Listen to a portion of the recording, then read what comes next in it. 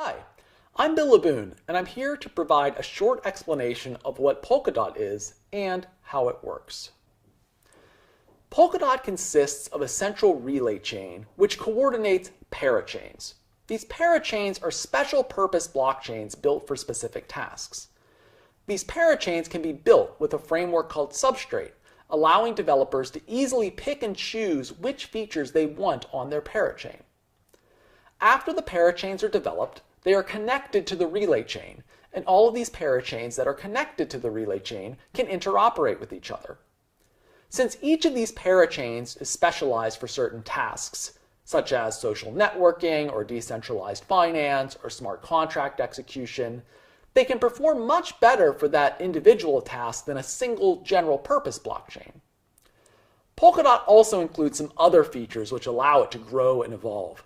Some of these include on-chain governance, that is, allowing users of the network to vote on the future of the network, and forkless upgrades, that is, updating the rules of the chain without insisting that node operators download and install new software. Additionally, Polkadot does not require the massive amount of electricity that legacy blockchains require to mine new blocks.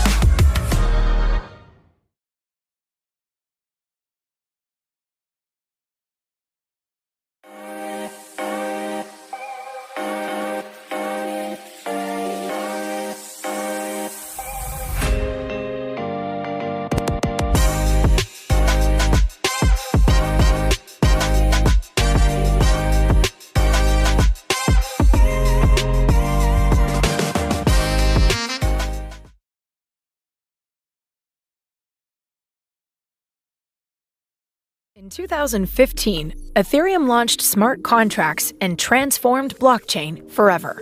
Since then, thousands of decentralized apps have successfully launched. But as the ecosystem grew, Ethereum became more congested, creating the need for specialized blockchains. But expanding to new chains is still challenging. That's why we created Moonbeam, the easiest on-ramp to Polkadot. Now, developers can simply deploy existing Solidity smart contracts to Moonbeam and gain access to Polkadot's growing market. Moonbeam's radically simple approach lets you keep the same tools, programming languages, and accounts you already use, meaning you can expand your business and go multi-chain effortlessly and quickly with little to no changes, and unlock an interconnected future. Join the multi-chain movement today, powered by Moonbeam.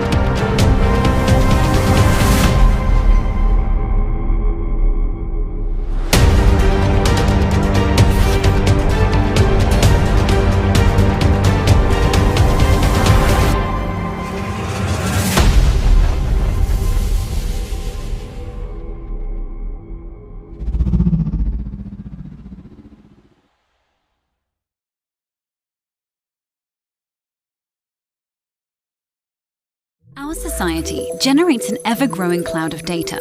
Storing that data securely and processing it efficiently is a serious responsibility. Web 2 tries, but fails, to meet this need with centralized servers in data centers. And this isn't just any data, it's your data. What if you don't want your privacy, data, and access to cloud services at the mercy of Amazon and Google? Well, then you need an upgrade. But adding privacy usually comes at the cost of performance. Not anymore. Built on Polkadot, Fala Network combines the best of Web 2 and Web 3. It gives you the top performance of centralized servers and the trustless privacy of decentralized systems. This blockchain is the first to let you deploy secret-preserving and privacy-protecting smart contracts to a high-performance cloud computing service. Distinguishing itself from other blockchains, Fala actually separates computation from consensus.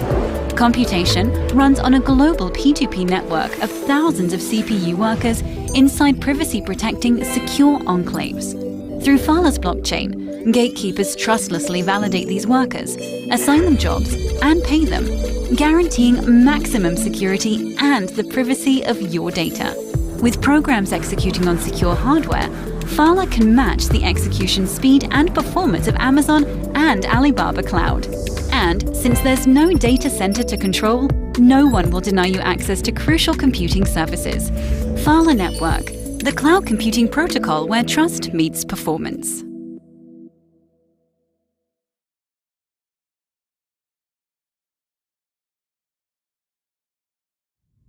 With every click, every sentence written, we generate data that makes up who we are.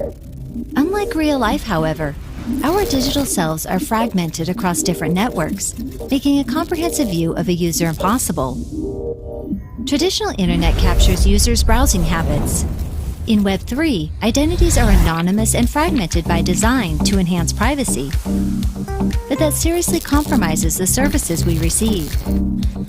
As such, LitInTree introduces a privacy-enhancing identity aggregation protocol. It links identities from different networks and provides encrypted evaluations of users using a deterministic computation system. This ensures no privacy is exposed, while users get a comprehensive identity to obtain better services in Web 3. Specifically, when users request ID aggregation, their IDs will be evaluated by address-analyzing nodes, which independently index anonymous IDs and evaluate them. LitInTree then links these IDs in its aggregation layer. Based on the ID relationships, LitInTree obtains corresponding ID evaluation results from AANs and weights them using algorithms from the WASM contracts. Users will receive an aggregated, encrypted score that is representative of all of their identities. Aggregated ID helps in scenarios that need user evaluation. For example, those who show project loyalty can win more crypto airdrops. As Web3 evolves, the possibility of aggregated ID is boundless. With LitInTree, identity is tangible without being seen.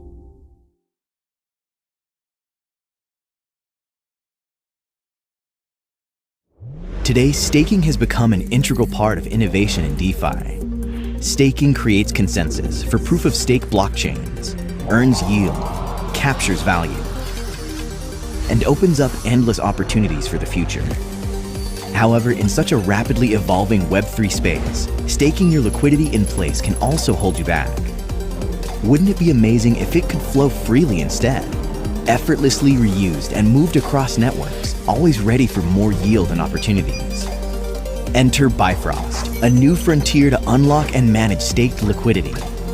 Built on the modular Polkadot ecosystem, Bifrost opens the door to minting V tokens, cross-chain yield-bearing derivatives of your favorite staked positions. Now you can break the shackles of staking once and for all. Manageable in one central hub, the Bifrost XCM portal, V tokens are fully liquid. They move freely across parachains and EVM or WASM-compatible environments, giving you the power to lend, borrow, and get creative with your previously illiquid staked tokens. At the same time, multi-chain yield can be boosted by Bifrost's unique economic model, leading to higher gains than on their original chain. This is how Bifrost creates a three-way positive cycle for the StakeFi ecosystem. It lowers the staking threshold, increases the multi-chain staking ratio, and improves the application of the ecosystem interest base. V-tokens make staking more profitable, flexible, and secure. Bifrost Finance. Cross-chain liquidity for staking.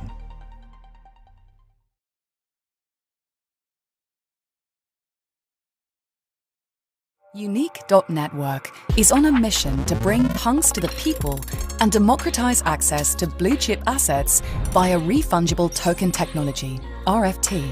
Here's what's happened on the quest so far and how you can claim a free fraction of the original Ethereum CryptoPunk 3042 and the community-voted Substrapunk. First, we liberated Monique, Punk 3042, from the confines of Ethereum by bridging her to Polkadot and introducing her to a distant cousin.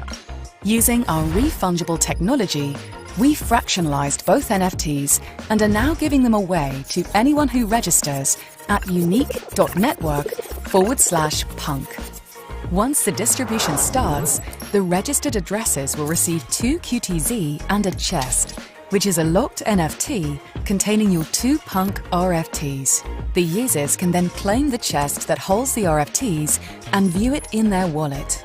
Unique will make this claim transaction painless and free by using the sponsorship palette. The migration and fractionalization of Monique across chain is another unique step towards inclusivity and democratized access for NFT collectors. As proof, we've already had over 57,000 members sign up to join our quest. Now, we're just waiting on you. Head to unique.network/punk and claim your free fraction of CryptoPunk 3042 before it's too late.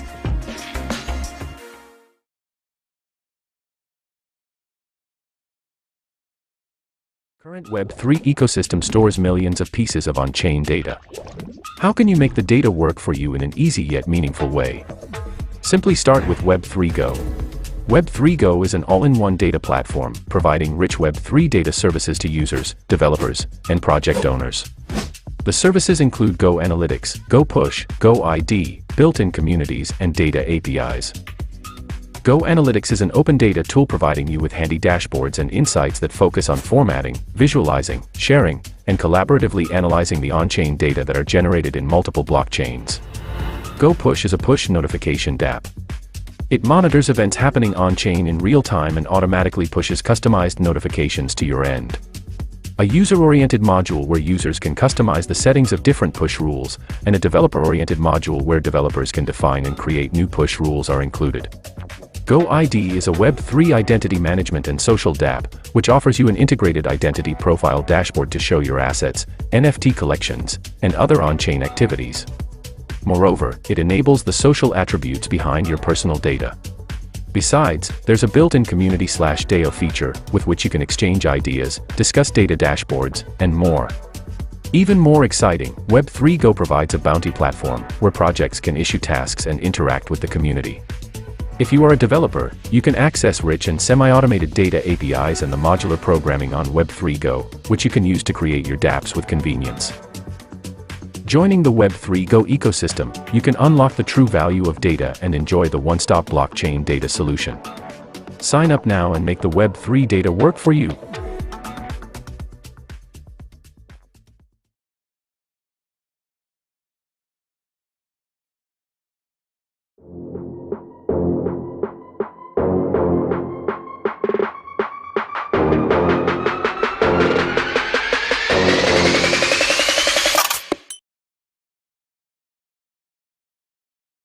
Polkadot and Kusama's leading project teams, and please note that everything will be simultaneously interpreted into Vietnamese through your provided headphone.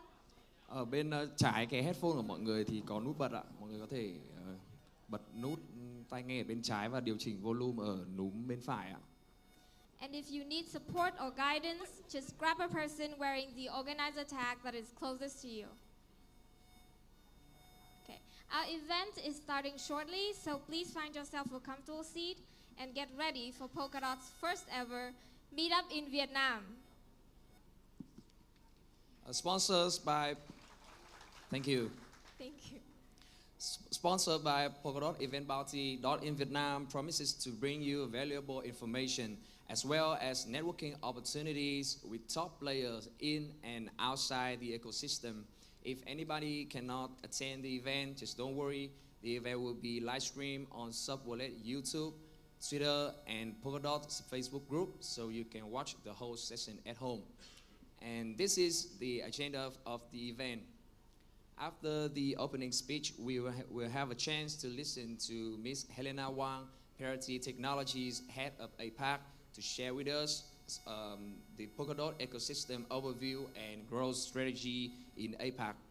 And then will be the first panel of the day, Realizing the Multi-Chain Vision with Polkadot, featuring the top project on it. And afterwards, we invite you to take a short tea break for about 45 minutes. And please pay close attention because our mini game with prize totaling 600 dots, thanks to the courtesy of DFG and J Square, with questions about the information will be presented throughout the event. And then we all will join the second panel, from builders to users, exploring the Vietnam blockchain market. And at the end of the event, feel free to communicate with anyone here today and expand your networking and make new friends and partners. Now, let's wait no longer.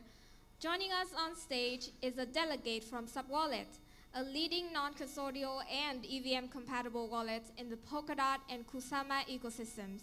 If you're a team member from one of our over 80 integrated networks, or just one of our 18,000 weekly active users, you probably have at least heard of this following speaker's name. Please welcome on stage Subwallet's Business Development Manager, Ryan Ding. Thank you, guys. Thank you, Mabel and Rafa, for the introduction. Okay, good afternoon, everyone. I'm very excited to see all of you here today. Welcome to DOTinVietnam. My name's Ryan from Subwallet, and on behalf of all of our friends and the organizing teams that contributed to make DOTinVietnam come true, please allow me to say a few words. Polkadot, as many of you may have or haven't known, is one of the biggest blockchain ecosystem in the world, with a market cap of about $7 billion at the moment. Ever since its launch in May 2020, Polkadot has made impressive progress as a proof-of-stake layer 0 blockchain that promises to solve the blockchain trilemma: decentralization, security, and scalability. And I think it's solving pretty well right now, actually. Also, research shows that Polkadot is the most decentralized proof-of-stake network at the moment, and the effective sharded security means that the core protocol of Polkadot is never taken down, even when a subnetwork encounters any problem. And in fact, it can scale up to 100 subnetworks with forkless upgrade. However, Polkadot is not widely popular here in Vietnam, and for sure, I believe Vietnam is one of the most promising Web3 markets in the world, with a huge user base of about 6 million, and number one in terms of crypto adoption index. And talking about the Vietnamese builders, I believe they are even more impressive. So I think you can easily name on top of your head many Web3 projects built by the Vietnamese builders. Within the second half of 2021, a total funding of about $500 million was successfully secured by the Vietnamese projects. Not to mention, we have about 55,000 newly graduated developers every year. So, Polkadot is one of the best Web3 ecosystem, and Vietnam is one of the best Web3 markets. But we have a big gap here, a big gap of knowledge and awareness. So we are here today to solve the gap, to bridge the gap. And we are here today to design the future. DOTinVietnam's vision is to becoming the hub for Polkadot in Vietnam, and our mission is to onboard a lot of Vietnamese builders to the Polkadot ecosystem and to help Polkadot projects reach Vietnamese users. So together with Parity Technologies and key projects in the Polkadot ecosystem, later on in the future, Subwallet will host many technical workshops, hackathons, and incubation programs to the Vietnamese builder and user. And after all, I think it's a relation, two-way relation. So if we have more builders, we'll have more users, and more users, more builders. So I hope you guys a great time today and a great time in Vietnam. Thank you very much. I love you all. Thank you, Ryan. After that lovely speech, I think we can all agree that Vietnamese Polkadot meetup is a little bit overdue. So thank you to our organizing teams for preparing this event. And remember that a wallet is indispensable when connecting Web3. So if you're looking to build on Polkadot, make sure that you have Ryan's contact to integrate Subwallet. And coming up next is the keynote from a Parity Technologies speaker. And for those of you who don't know, Parity is a company building the core protocol of Polkadot and Kusama. And we experience pioneering Ethereum and clients on Bitcoin and Zcash. Parity and the Web3 Foundation have launched Polkadot, a next-generation blockchain, and their work combines cutting-edge cryptography, cellular system, peer-to-peer technology, and decentralized consensus architectures. With all that, it's honestly hard for us to put into words how grateful we are to have a representative from Parity Technologies today. In the next section, Keynote, Polkadot Ecosystem Overview, and Growth Strategy in APAC. I believe with over 10 years of professional experience and all the achievements she had gained so far working in Parity, our keynote speaker has built a credible reputation and made herself a familiar face in our community. And today, she has joined us at DOTinVietnam to directly show us what Polkadot is and all the amazing things happening within its universe. Please give your best round of applause for our star speaker, Parity Technologies Head of APAC, Ms. Helena Wang.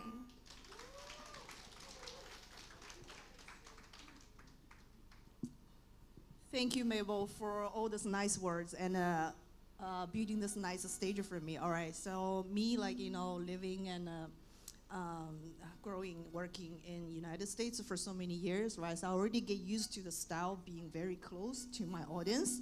So just forgive me, I'm just gonna walk back and forth, from the stage and to the audience, all right?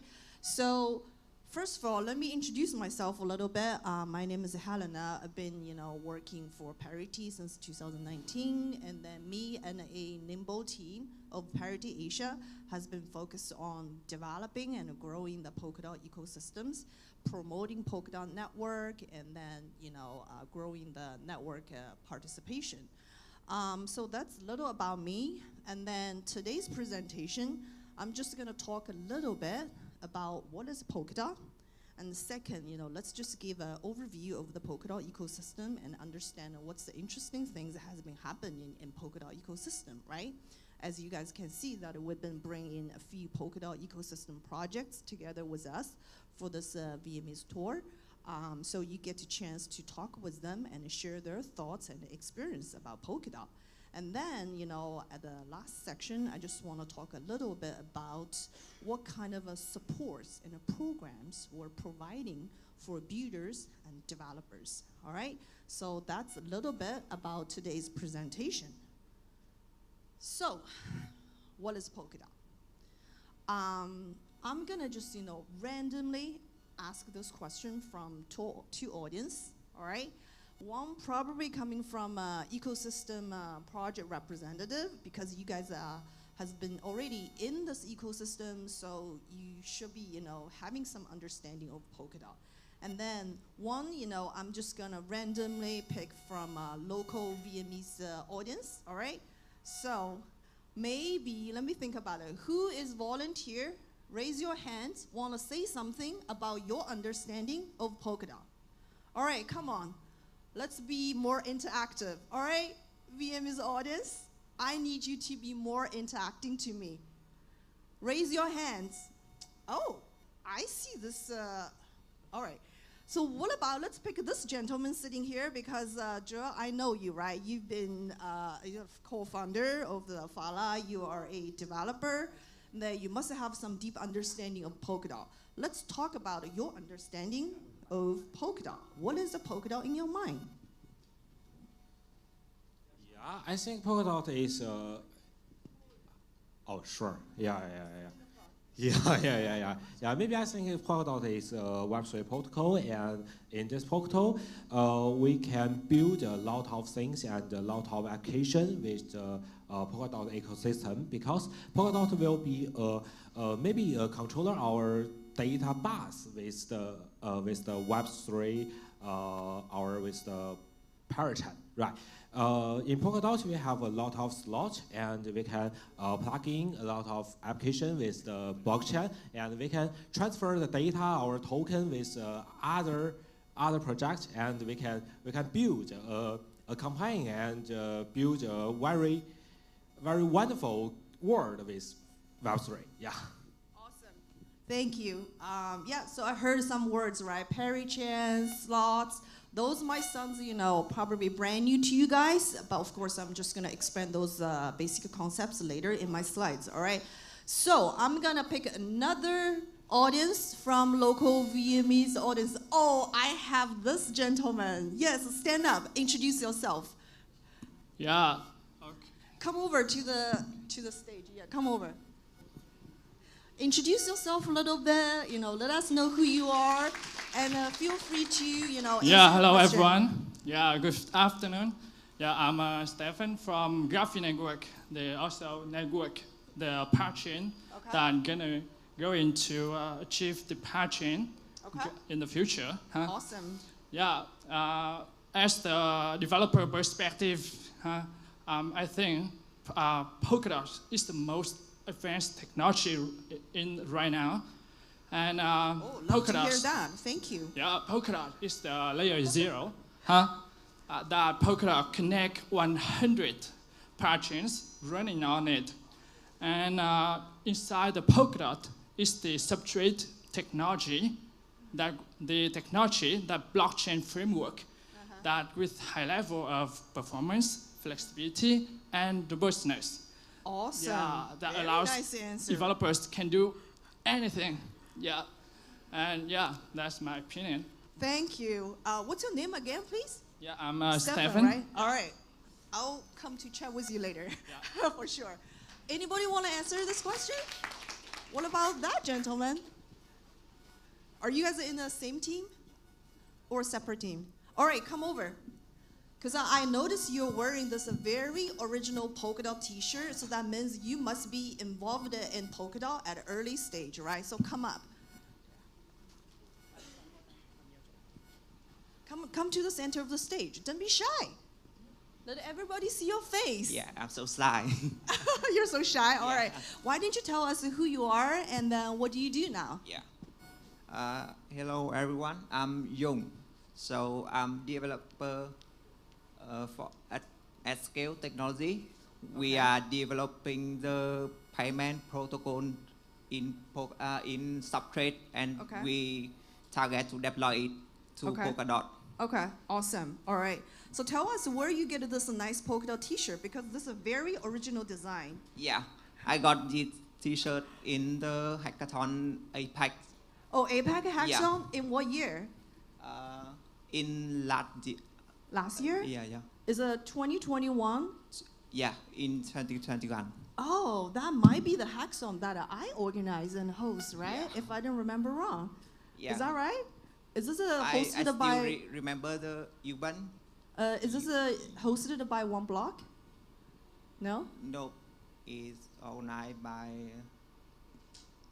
Sorry, I cannot remember the. That's fine. Yeah. That's fine. All right. So we have a developer, right? 2 developers. Oh, 3 developers. Those are all good answers from developers. Thank you very much, sir. Yeah. Thank you. Yeah. Okay. So, I'm sure that you guys heard about some keywords, right? Layer 0, peri-chain, slots, what are they? So let's just take a quick look over what is a Polkadot. All right, so if we try to understand the network from the system architecture, like a developer would usually look into a system, right? Polkadot is a multi-layer system architecture. So the layer 0 is the main Polkadot protocol that provides, the common blocks of a blockchain and a shared security. And then often, in the Polkadot ecosystem, we call this a relay chain. All right, so that's essentially, consider this a network of networks that connecting all kinds of, blockchain networks together, and hence that we're able to support the vision of interoperability. And then layer 1 is a customer peri-chain. Forget about the name of peri-chain. You just consider this as a blockchain. One particular blockchain that are able to connect into the Polkadot as part of a Polkadot ecosystem that provide all kinds of runtime modules or pilots from Substrate. And then on top of that, that is the DApp, the application layer, that application can natively launch on this layer 1, all kinds of peri-chain, and then all together that comes to Polkadot. All right, so this is kind of like the system architecture view of Polkadot. So what's amazing thing about Polkadot, right? I heard one of the developers mention flexibility, customization. What does that mean, right? That means that you're able to build your own customer layer 1 peri-chain, your own blockchain, with some, the common blocks that are provided by Substrate, and then you can subcharge your dApps with a shared security cross-chain and cross-consensus, and then all together, that means that you're able to leverage the underlying infrastructure,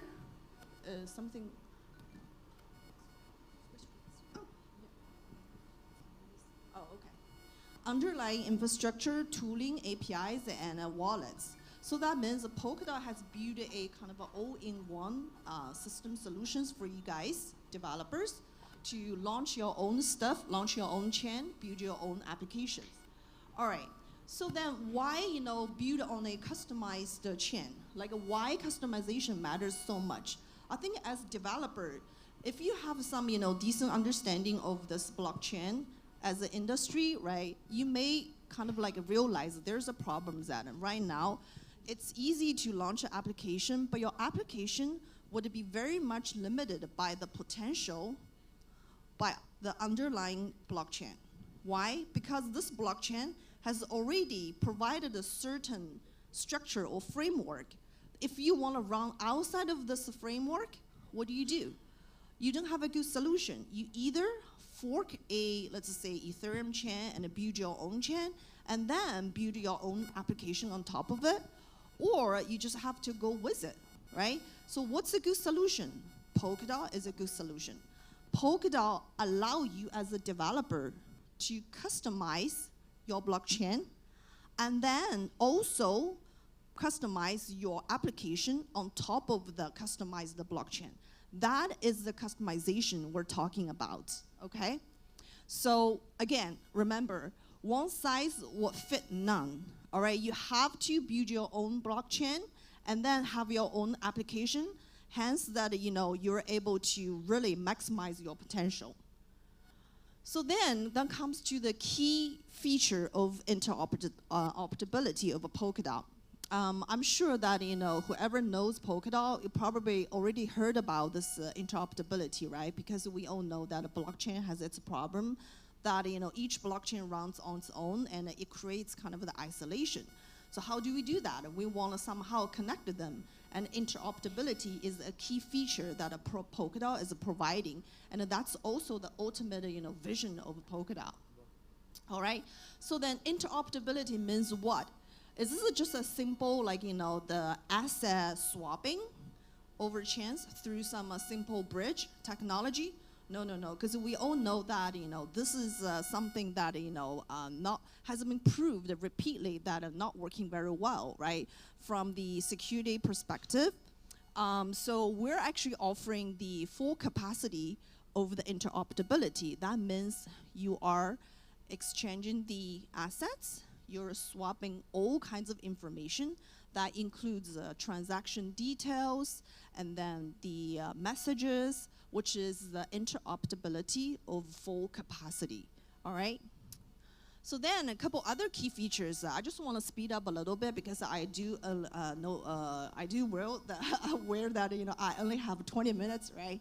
The governance is a very important feature, and then the easy upgradability and the efficiency, all right? So whoever wants to know more about Polkadot, come to me. We can talk offline. And then let me just talk a little bit about what's going on with Polkadot ecosystem. With such amazing technology, so you can imagine there must be a very interesting, rapidly growing ecosystem, right? Let's look at that. So first of all, let's look at it from the builder's perspective, and then network participants, and then investors, okay? Builders, those are interesting numbers I want to share with you. So we have so far 63 parachains, 24 on Polkadot, 39 on Kusama.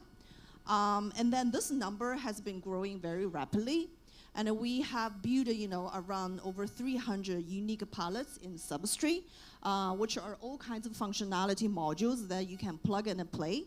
And we've been seeing the amazing year-to-year increase in toolings, APIs, and service, which is, sorry about that, which is around 84 years, year-to-year increase rate. And then we're also having over close to 500, the grants that are approved by Web3 foundations. And then we've been already giving away 9 million equivalent US dollar DOT through Treasury. Okay, so that's how much we're continually supporting the ecosystem, all right? And then let's look at the developer activity. So we've been seeing a lot of developers being very active in ecosystems. So it's over 1,400 monthly active developers, judging by their GitHub, check-in. And then 500 plus unique contributors are all together building the Polkadot protocols. And then we are considered the second most active developer community right after Ethereum. All right, so let's look at some numbers here. This is a report just published by Masari that clearly shows that Polkadot ranks number 2 in terms of the activity of developers. So if you're developers, you're builders, come to Polkadot, because all other smart developers are already doing that, all right? And then those are just kind of an overview of the substrate-based chains. So you can clearly tell this has been a very comprehensive ecosystem. We have, DeFi projects, NFT gaming, smart contract, identity, privacy, bridge, right? Yada, yada, so I'm not gonna just go through all of them. Just remember, this has become a very comprehensive ecosystem. All right, network participation. So Polkadot itself, combining all the ecosystem projects, that close to 50 billion market cap, that's an amazing number. And then we already have this many nodes running independently. And then for Kusama, Polkadot, this is the number of the validator. For Kusama, it's over 1,000, and Polkadot, little less than 1,000. And then you can tell those are very, very decentralized network, right? And this is a little bit, further numbers I want to share. So from Kusama, that you can see there is a runtime upgrade 38 times, Polkadot 16 times. And then you see this is how much, the Kusama and then DOT we have spent from the treasury. So remember, Polkadot is the ecosystem are willing to support developers with real monetary support. Investors, this is just something I'm just go through very quickly, all right? So we've already got an institutional liquid provider over 25, and then retail liquidity provider over 80s. And then we have about, 210 venture firms in the network. And then we already listed over 200 pairs, in all kinds of listing platforms. So clearly, that's been a very big, ecosystem already. And then let's take a look a little bit. Okay, about the APAC, since I'm focused on Asia Pacific. Let me just quickly talk about the strategy, how we're pushing the growth of the ecosystem. Number one, we really focus on building a Polkadot general audience through major conference, strategic partnerships, and all kinds of media exposure. And out of this general audience, we design a few programs. So, for example, Substrate course program, Substrate workshop, Substrate seminars, and a personal like a meetup like this, and then to filter the technical talents out of this group of traffic. And then further, we want to influence the Substrate builder learners to become builders through some programs. For example, Hackathon, Web3 Bootcamp, and all kinds of a supporting program. So speaking of which, the very next Polkadot Hackathon in APAC is going to kick off for this winter, which is probably early this week. So developers here, if you want to be part of a Polkadot, come to our Hackathon, okay? So those are a little bit numbers I want to share. In Asia Pacific, the Polkadot general community has grown to 350,000. Substrate developers, as we can track, is close to 3,000, okay, from learner pool. And the Substrate projects, we see about 170s already from Asia Pacific. And then we've already offered 18 cohorts of a course. Each cohort takes somewhere between 4 weeks to 6 weeks. We've already published around like 2,000 articles that are continuously giving you updates of the Polkadot. And then we've been working with 28 medias in the Asia Pacific that covers over 10 major events and 5 major sponsorships. So for this, for example, this year we sponsored Token 2049 in Singapore, Shanghai Blockchain Week, and hopefully next year moving to Vietnam, right? All right, so Polkadot, how's that, right? Well done. So last slide is I want to talk a little bit about what is the Parity doing to support you guys as a developer.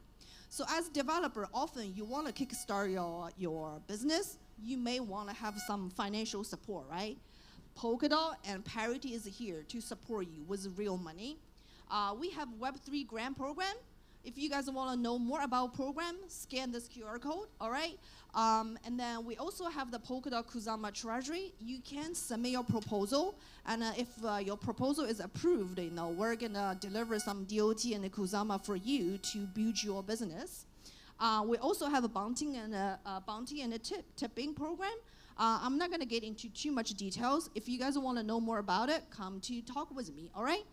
And then for knowledge and technology, right? You want to build your business, you need to empower it with technology and then the best knowledge of Substrate. So we have Substrate course. Sign up at the course here by scanning this QR code. We have a Polkadot Hackathon, allow you to utilize your technology and then all the knowledge you learn from Substrate. And we have Substrate Builders program. And then there's a couple other all-in-one programs, for example, Web3 Bootcamp, scan this QR code. This is a new initiatives that we get the application from globally and every year, all right? And we also have all kinds of social events and a conference and a Polkadot Ambassador program. So welcome you guys to meet us in all kinds of programs. That's all about it. And then this is, my contact if you guys want to get in touch. So thank you very much.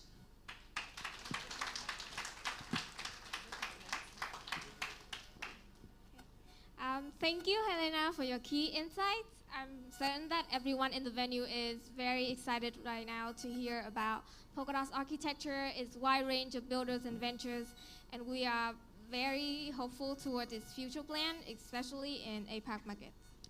And I hope you guys are ready because the next session is an interesting part. It's a panel discussion, realizing the multi-chain vision with Polkadot.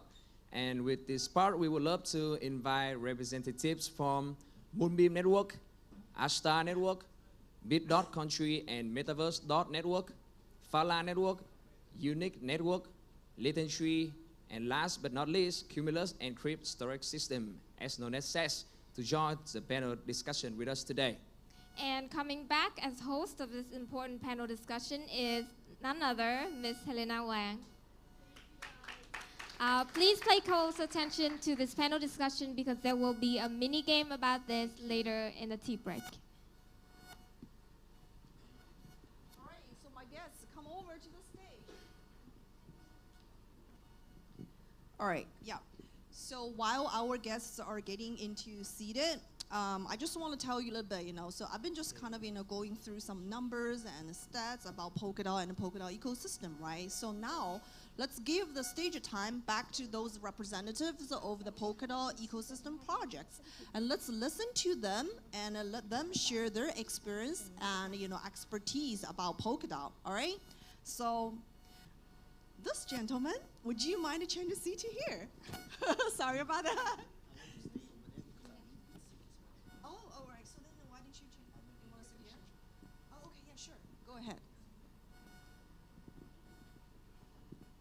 So let's have the ladies in the center then. Okay, sure.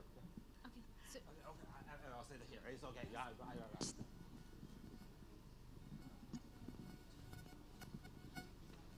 All right. So now everybody's seated. I think let me.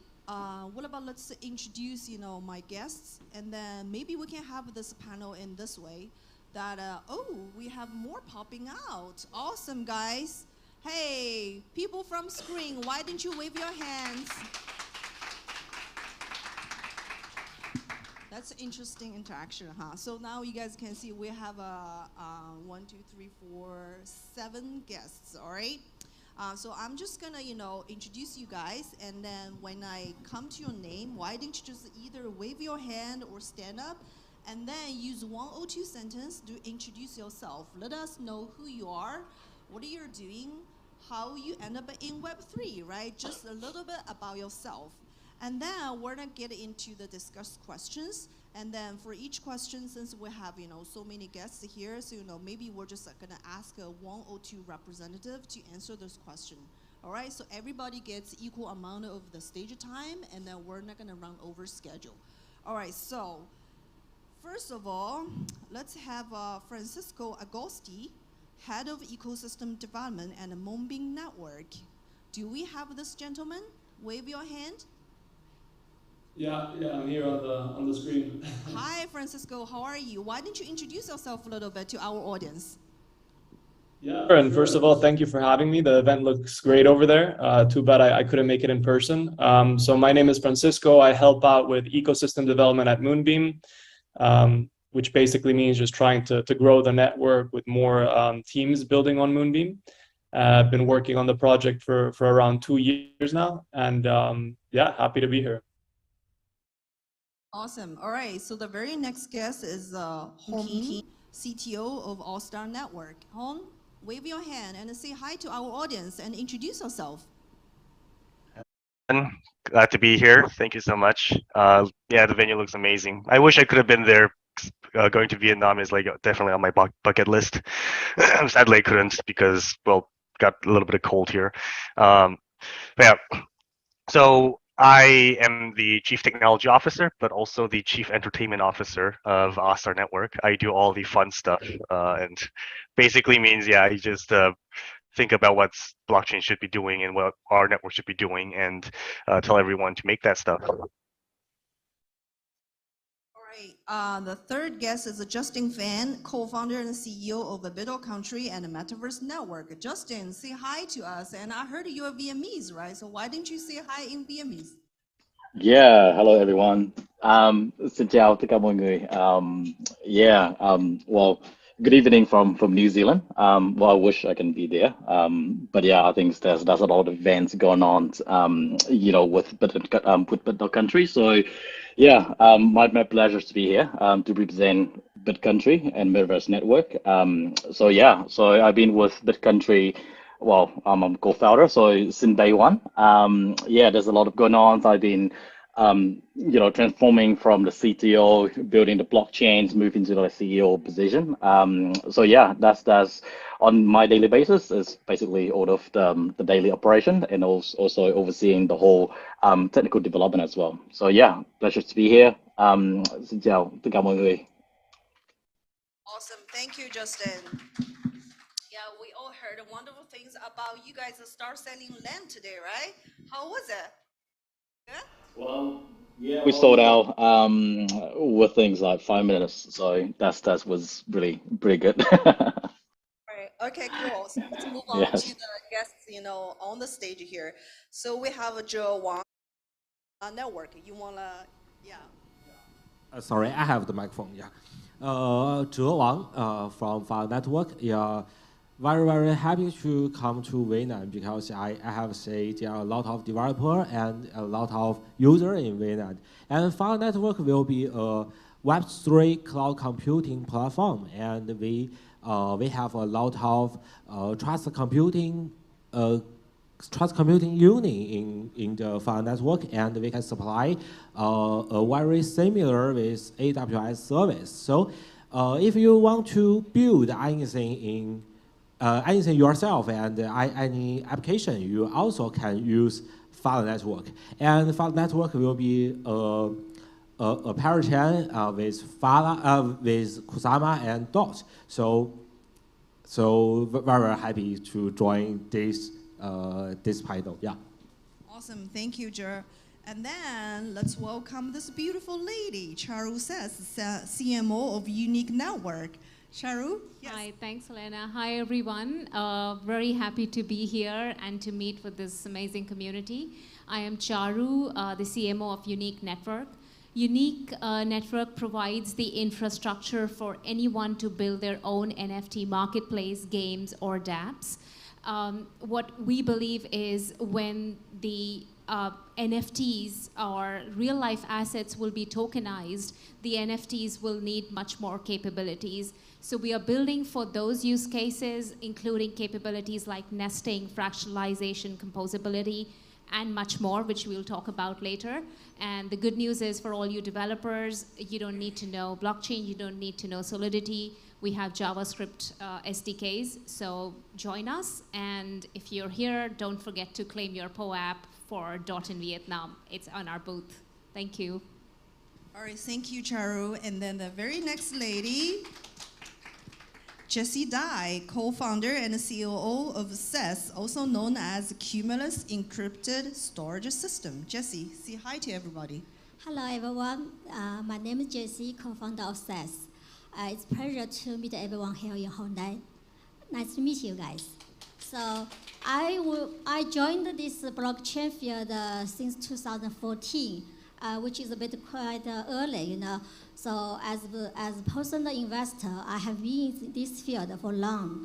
But when I realized in 2018 that not so many blockchain can provide the commercial use, for the use cases. So then me and my other co-founders then decide what we will do for this field, because we have already been in this business so long, and we already get so much benefit from this blockchain. So then we decide, because our other co-founder has very strong background with data and storage, so we decided to do decentralized storage for the commercial, the large-scale commercial use. So that's we are here. So we will introduce you our project later. Thank you.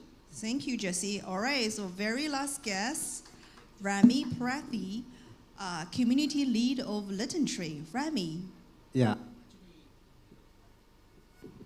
Hello. Yeah, actually, I'm based also in Hanoi. I'm Vietnamese, French, but I don't speak any Vietnamese. Oh, yeah. see, So my background is like I used to be involved in the DeFi with AV. I was like taking care of the Vietnamese expansion.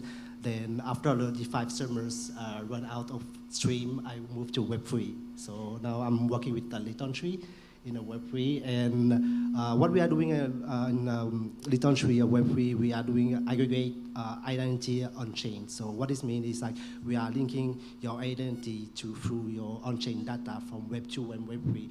Through that, we can create your identity, and based on your identity, you can receive either certain features like airdrop or credit score computations as well. So LithiumTree are building the infrastructure for on-chain aggregations.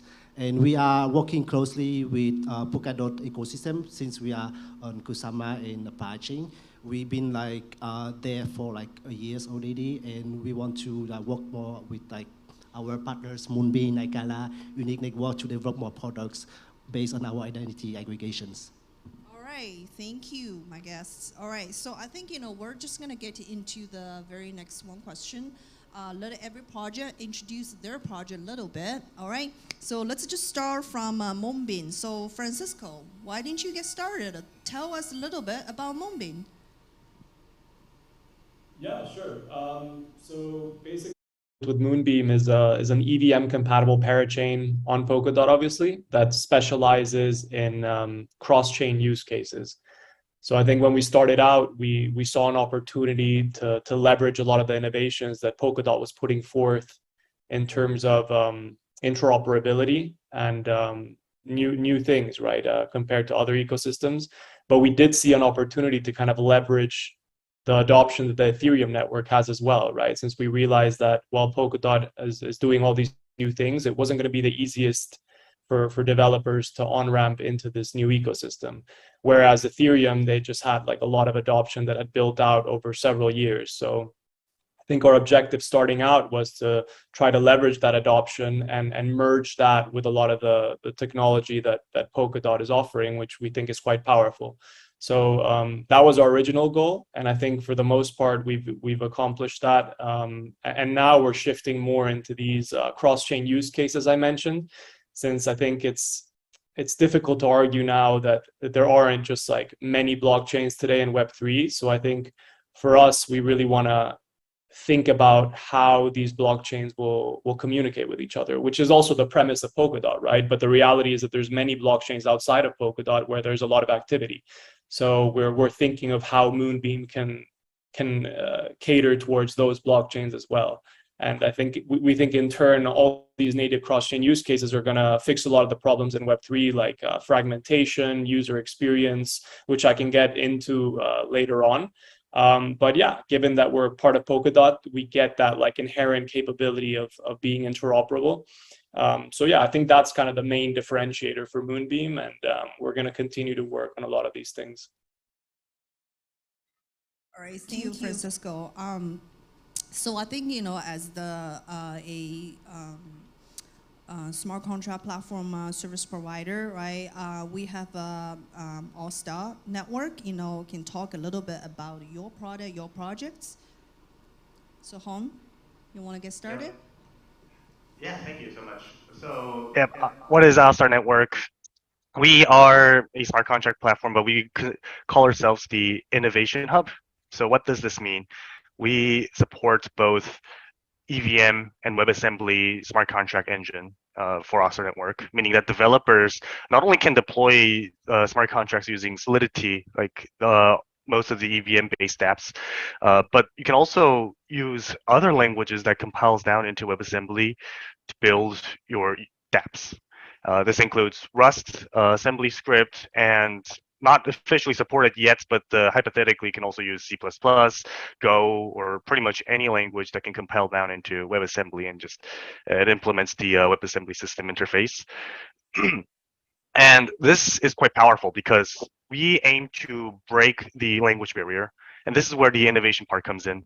As you know that most of the existing dApps are pretty much a fork of existing projects like Uniswap, Aave, MakerDAO, or what you name it. It's pretty much a rehash of existing ones. It's the same DeFi, just with a different icon. And we want to sort of remove this, because if blockchain and Web3 were to go further, we really have to create something that's more unique, but also something that's but we also need to establish an environment where it encourages people to innovate and encourages people to create something that's new, that's not just about making quick money. And this is where the second feature of Aster Network comes in, which is called the DApp staking. DApp staking allows developers users to stake on a smart contract, and which that becomes a passive income or reward for the developer. So what's the motivation behind this system? Well, traditionally, if a decentralized app were to become a business and sustain themselves, they have to issue tokens and they have to rely on hype and token price or price appreciation.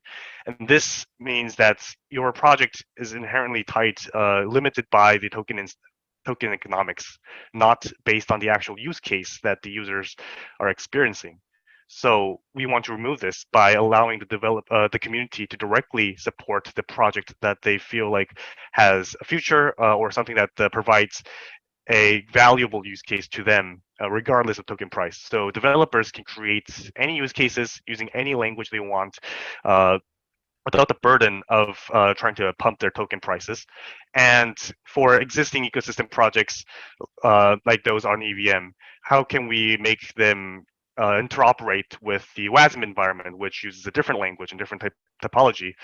We have XVM, which is our custom set of SDK and interfaces that allows smart contracts on EVM environment to call from a WebAssembly environment and vice versa.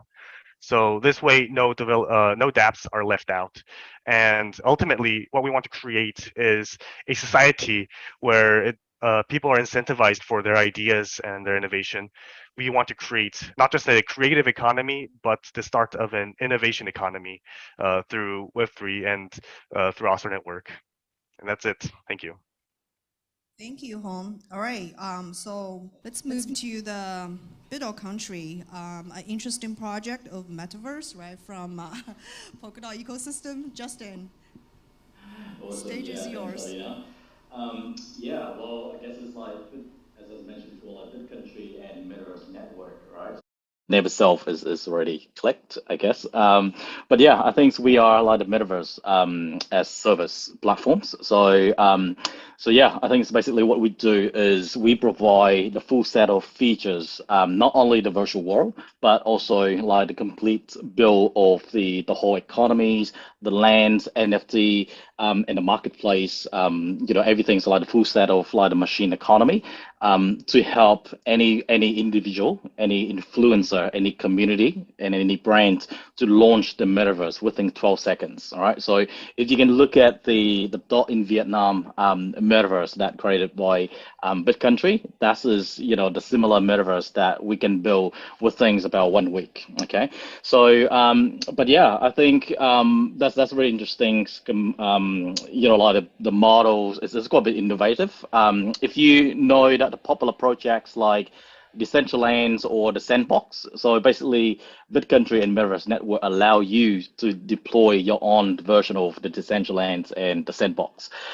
So yeah, we launched our alpha testnet. There's like more than 4,000 Metaverse projects that build on BitCountry, and we recently launched our Metaverse Network Pioneer version on Kusama Parachain. There's more than 400 live projects that they launched, up to today, and yeah, so we're planning to launch the Polkadot versions in early next year after our Canary network is stabilized.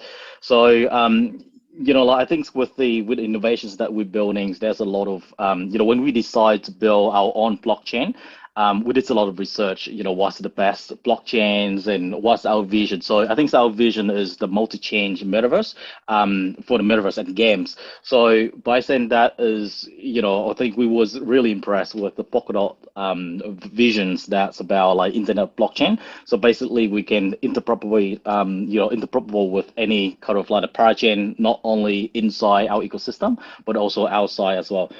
So yeah, I think that's basically what we're doing, and the reason why we built on Polkadot. Thank you, Justin. Thank you. All right, so let's come to the stage. All right, let's continue. So I think Joe, Fala, right? Tell us a little bit more about your projects. Yeah, I have introduced in the last part. So again, Fala is a Web3 cloud computing platform, and we are parachain with Polkadot and Kusama. And And in Fala, you can build yourself, and you can build any project with our cloud computing platform. And cloud computing is very similar than AWS, and we can do the same things, and we can do more decentralized and more Web3 things in Fala. And Fala will can support to supply more than 100,000 virtual CPU for the computing unit to do the Web3 computing. And here will be more powerful than maybe small Web2 cloud. Yeah.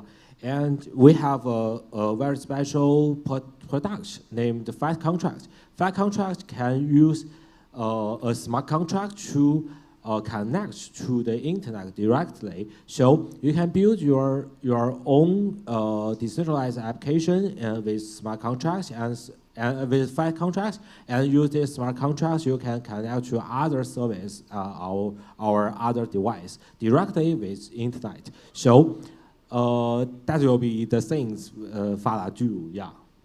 Thank you, Jer. All right, so let's move to Charu. Unique. Tell us the unique stuff about Unique Network. Awesome, thanks. So Unique Network is a blockchain, and what we are building in the blockchain are native capabilities for NFTs. And as I said again, that we are building for the advanced use cases and applications of NFTs. What you've seen so far in NFTs is a lot of collectibles, art. You make a piece of art, mint it, sell it, maybe resell it. But when industries like real estate, e-commerce, financial services sector, they all want to use tokenized assets, then they need NFTs to be nested, to be fractionalized, to be connected with other NFTs, composable NFTs. So those are those capabilities on our chain ready to be used today.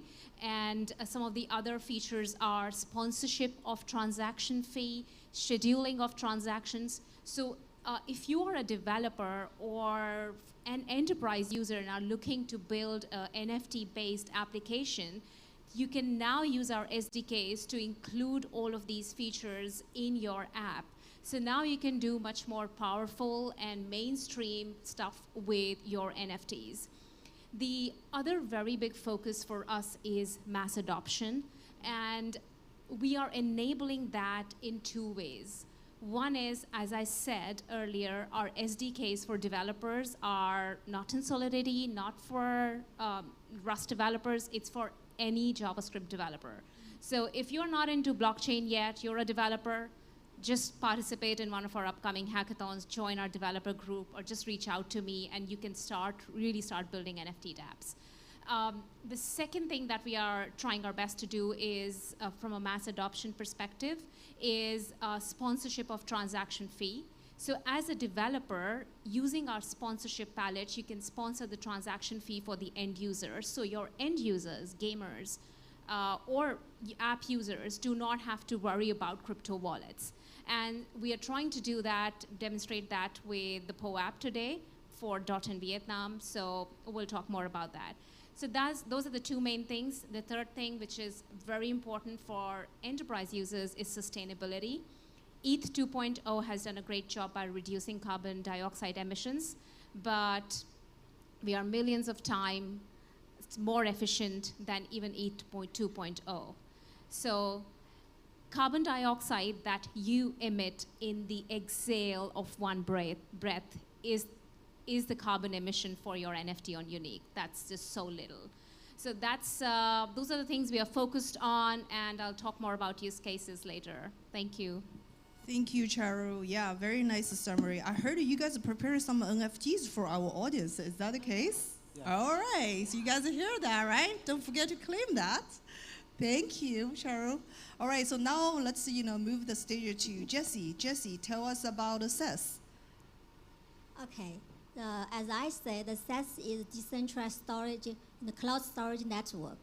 As an open source network, SES offers dynamic data storage, and we provide the users and creators a platform for real-time online sharing, which is, this kind of support applications and developers to use our SaaS network for their applications to support dynamic data and real-time data. So SaaS, from the day one, we positioned ourselves, become the first decentralized storage network that offers full data services and for large scale.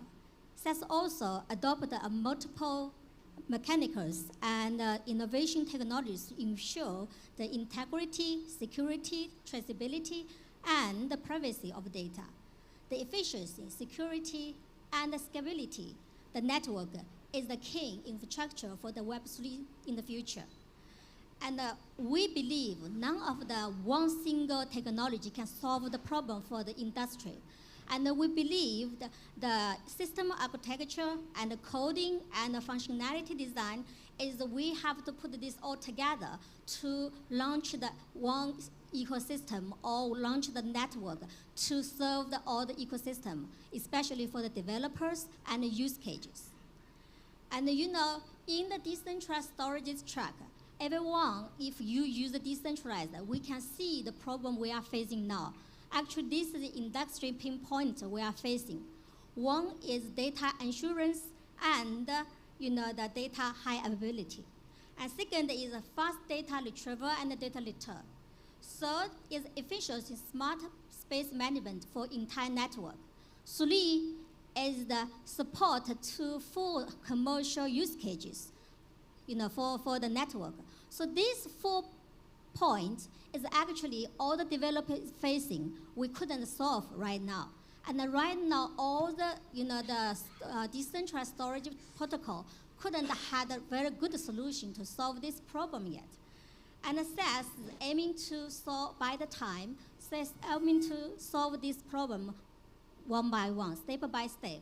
So that's the one we are working on, and we want to dedicate it to providing the decentralized storage function for massive commercial use cases. Thank you. Thank you, Jesse. All right, so the very last one, Remy. Tell us about LittenTree. Yeah, LittenTree, we are like a decentralized identity aggregators. So what we are doing is we're having a wonderful use case with Follower that we are doing mining southbound tokens, depends on what is the user are providing us, the data on chain. So they can link the different Web2 and Web3 data, like GitHub account, email account, and through that on-chain data, through their identity, they can mine a certain rarity of spirit in Follower. So we are providing, aggregations on-chain data for different projects that want to build either use case on task 5, we call this identity quest, we call this in our company.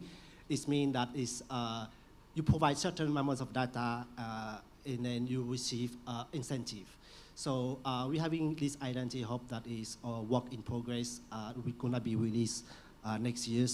Some of a project we will be able to do certain airdrop to target a certain users. For example, users who are building on Polkadot ecosystems, or users who are having dots in their balance. So we can select requirements to having able to airdrop those incentives to certain users. So we are still trying to to develop more use case outside of followers. We're having also some thinking and research about credit score computation. That is be a good use case for DeFi. Most of the DeFi now, what we are doing, and when we are taking a loans is the TVL of loans. You can, if you're providing $100,000, you can only borrow $80,000, let's say.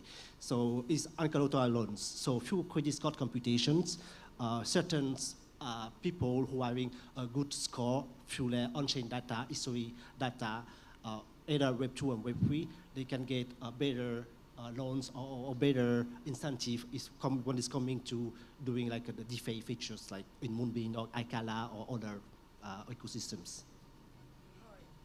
Thank you, guys. guys. Thank you. So I'm sure the audience, could have some basic understanding of those projects, right? If you guys have more questions, feel free to approach those guys later, offline. So next, we're just gonna, break into different sessions for different projects.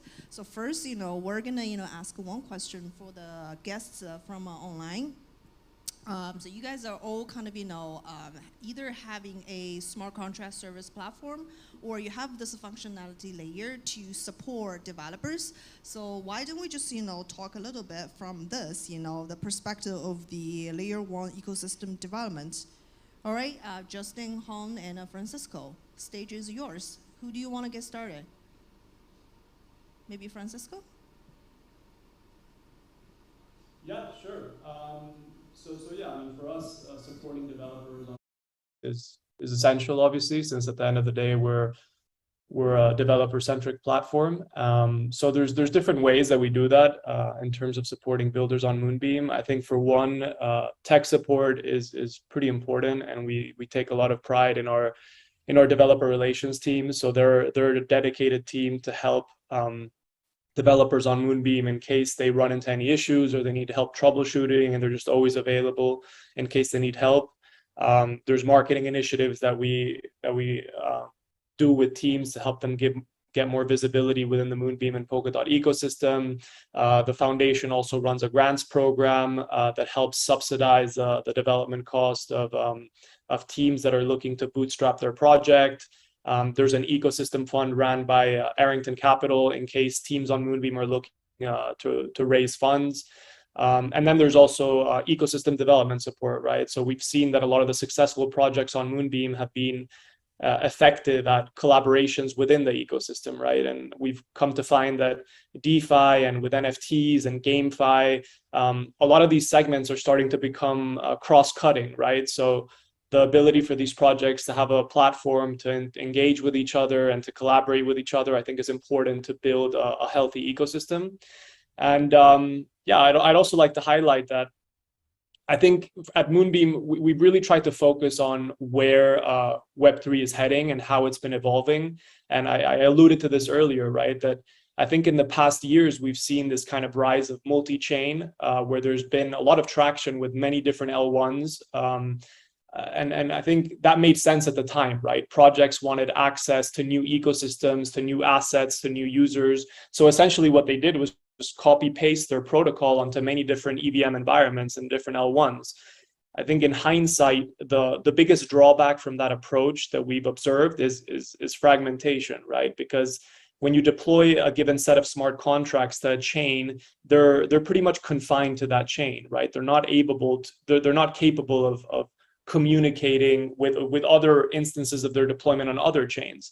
So in the end, that's really led to like a bunch of fragmentation when it comes to users, when it comes to liquidity. You have to bridge liquidity into new ecosystems, and each bridge has a different wrapped representation of that asset. There's security implications for those bridges. The user experience is not good at all. It's not a capital efficient way to build DeFi protocols since you fragment this liquidity. So we think that it's inevitable at this point that the future of Web3 will lie in these native cross-chain use cases, or what we're calling connected contracts, right? Where a smart contract that lives on Moonbeam isn't necessarily isolated or confined to Moonbeam's ecosystem. And I mean, it can be, but it shouldn't be by default, right? So a smart contract that is deployed on Moonbeam should be interoperable with smart contracts on Ethereum or Avalanche or Polygon or other parachains within Polkadot. So that's really what we're focusing on, is working on a lot of these message passing scenarios that will allow for applications to have multi-chain awareness. And that, I think, in turn will improve UX dramatically, which will help these dApps building on Moonbeam, right? Because once UX improves, users are going to be easier to onboard, and adoption is going to be accelerated, right? So at the end of the day, that's why we're optimizing Moonbeam to be like the best blockchain to build these like natively cross-chain applications. And we want to make sure that the infrastructure, the tooling, all of these things are in place so that when developers are looking around and they want to build these types of apps, they can go to Moonbeam and interact with other parachains on Polkadot and other L1s outside of Polkadot. So yeah, I think at the end of the day, we're really just trying to focus on providing the best environment possible for developers to build in. And yeah. Sounds good. All right, so let's move the stage to home, maybe. Yeah, thank you so much. Yeah, Francisco, I feel your pain about the whole asset representations and interoperability. Yeah, regarding developer support, so I agree. Like developer support is the most important part in our ecosystem because, well, they are the one that defines what how our ecosystem looks like. We provide the basic support. Like in terms of business, we offer bootstrapping funds. We also provide AMA spaces and a lot of ways to expose the projects and into our ecosystems and for the broader ecosystem of Polkadot as well. Although it's quite tricky on like how far we should be involved in this process, because the more endorsement we provide, more impression that we build, like these dApps are official, and nothing is official really because it's an open platform. Anyone can build. We're just there to support whatever we can if it's a good idea. In terms of tech support, we of course have a personalized tech support for major ecosystem projects and for those who are using new features like XC20 or something that uses cross-chain related features that's directly provided by our network, and custom features in the smart contract layer through pre-compiled contracts and chain extensions in the WASM space. But the question stands like, how do you really balance this? Because we have limited resource and we don't want to be too involved in these kind of operations. So the way how we do it is we sort of put tiers and focus areas. So we don't provide developer support for every single dApp. We we put internal like priority criteria. And if a dApp, for example, uses Ink as their main business logic, or they have some sort of cross-chain use case cross-chain functionality embedded as part of their business logic, then we provide priority tech support and priority marketing support, because those are the ones that we really want to push and show to the people that this is what Polkadot is capable of, right? And that's sort of where our ecosystem support is generally how our ecosystem support is generally structured. Thank you, Hong. Justin, stage is yours. And let me just be aware, remind you guys that let's be aware of the time. We only have about like 20 minutes to finish the whole panel. So I'm not trying to rush you guys, but. Sure, I'm going to be very quick. Awesome. Yeah. Thanks, Elena. Yeah, I think that, that's really interesting to hear, like, Moonbeams and A-Star, that's getting like the, kind of like the same issue with the kind of like, we call it the pre-deploy, kind of like the smart contracts, and like people just copy and paste the smart contracts, and that's going to be quite a painful process. So, I mean, it's Metaverse Network and BitCountry, we approaching things quite differently. As we are more specifies the like the layer 1 blockchain for metaverses and games. So we found there's a lot of like reusable or repetitive kind of smart contract that deploy across all different metaverse projects. We're trying to solve the problems is by providing, so there's a lot of like existing features that we call like the pre-compiled features. This means that the developer that they don't have to redeploy kind of the the smart contracts. For example, the NFT, the land economies, the whole marketplace, the whole auction process. They don't have to repeat that process, so they can focusing more into the extending into their innovation. So that's what we are focusing, and so because we are EVM compatible thanks to substrate technology. So this means that anyone who knows the Solidity, if they want to deploy the smart contract, they don't have to reusing the whole process of, especially on the metaverse and then GameFi. They don't have to like the redeploy the NFT or redeploy the marketplace or redeploy the auction, the whole marketplace, the land economies and things like that. So they just need to come into our metaverse network. They can just, you need to pick whatever the smart contract, recompile smart contract that they want to work on. And then they can just, just continue to work with any existing tool like Hardhat or the Web3.js. So yeah, I think that's the way that how we try to support, like, the developer come into the BitCountry and Metaverse Network. So we're trying to do the easiest way as possible for them to don't reinvent the wheel, just to extend the innovation. But yeah, I think the other thing that I want to at the moment for the ecosystem growth is we are actively hiring internally and externally growing for our ecosystem, especially in Vietnam market, because developing in Vietnam is I'm not saying because I'm from Vietnam, but I think it's the best development resources so far.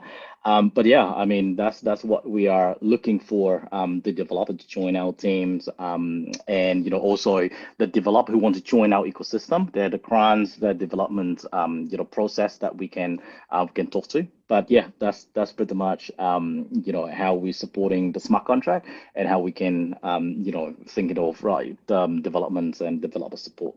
Thanks, Alina. Thank you, Justin. All right, those are good answers about the developer support from a smart contract perspective. So let's move on to the very next question, which is, talk about, the business strategy of growing a community, right? So I'm just gonna, give this question to Charu and Remy. All right. Yeah, go ahead. So yeah, I'll address the community aspect first. Now, given the market conditions, it's very important to stay focused on development, and we're conscious that development is targeted towards developers, but what about the rest of the community? Yeah. So one of the things that we are doing is, and as I said, that we are building for advanced applications, and the community directly may not use it, but what we are focusing on is getting and giving that hands-on experience to the community. So, for example, we launched the CryptoPunk campaign, where we secured CryptoPunk number 3042. We are bringing it to the Polkadot ecosystem. We are fractionalizing it into tens of thousands of pieces and giving it to the community for free.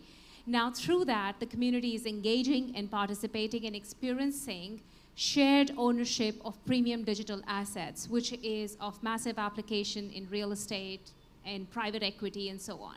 So those are the kind of activities and campaigns that we are doing for the community. POAPs. When you claim a POAP, you'll not realize that you are on chain. And that's what we are trying to do for the community, hiding blockchain under the hood and giving that experience to the community. So these features that we are building, as a developer now, you can just select, fractionalize my NFT into these number of pieces, and there you go. It's as simple. So those are sort of community-focused initiatives. Now, in terms of business development, we are expanding our ecosystem in two ways. One is building products, encouraging partners to build end-user products. And again, coming back to the POAP example, Lemonade Social is one of our partners. They've used our chain to build a Web3 version of Eventbrite. So that expands our ecosystem. So that talks about sort of business development side of things. And then in terms of technical integration, we announced a partnership with Snarkart, who specialize in dynamic NFTs. Now we are integrating their capability on-chain so that all the capabilities I mentioned, bundling of NFTs, admin rights of NFTs, fractionalization of NFTs, nested NFTs. In addition to all that, now developers can also use dynamic NFTs to use in their apps. So that's how we are expanding the ecosystem. So I hope that answers community and business partnerships. Yeah, very good, very comprehensive. Remy, tell us your strategy of growing your community and business development. Our strategy in the country, we are very focused on community-centric. So we want to involve our users and community members in testing products and also in building products. So how we're doing that is like how we're having like some beta testing that we can having our community being involved. They can give us like very good feedback and comments on like certain products that it's not like we UI UX is not very accurate to the end users. So this is like a very, very good feedback that they can share with us, and we try to getting more involved in our own product design from the whole user, the token economics, and until the end of the products at the testing phase. We have like one of the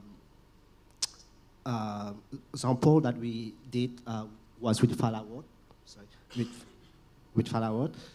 So they was able to test for like 2 months all the DID aggregations to able to mine their NFT.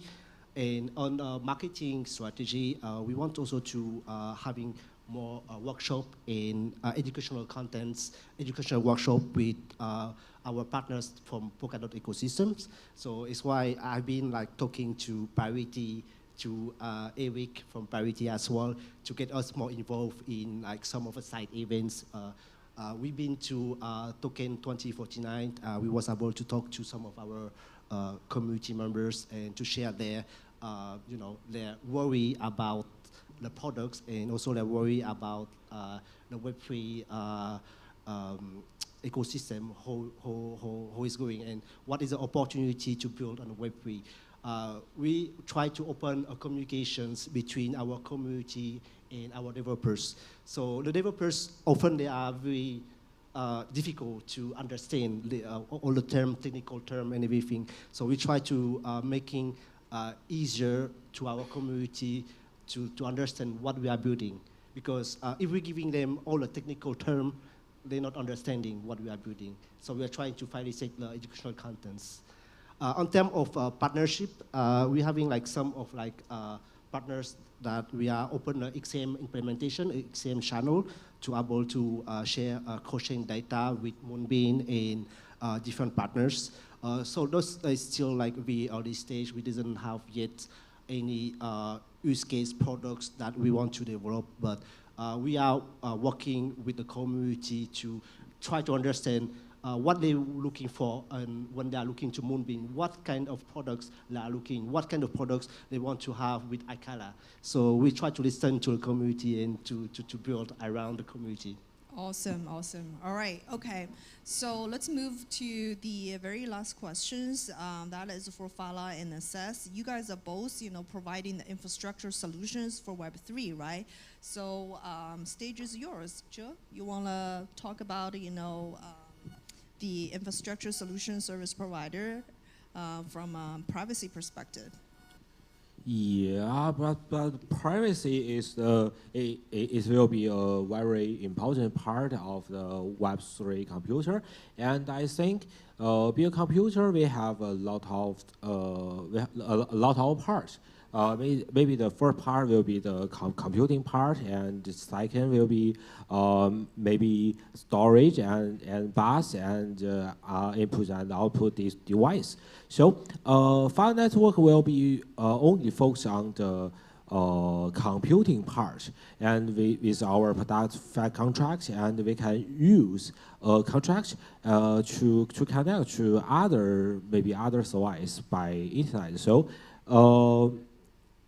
So the internet will be the best bus of the Web3 computer. So I think we can just very easily to connect to other service, and maybe SIS, maybe other storage service or projects. Yeah.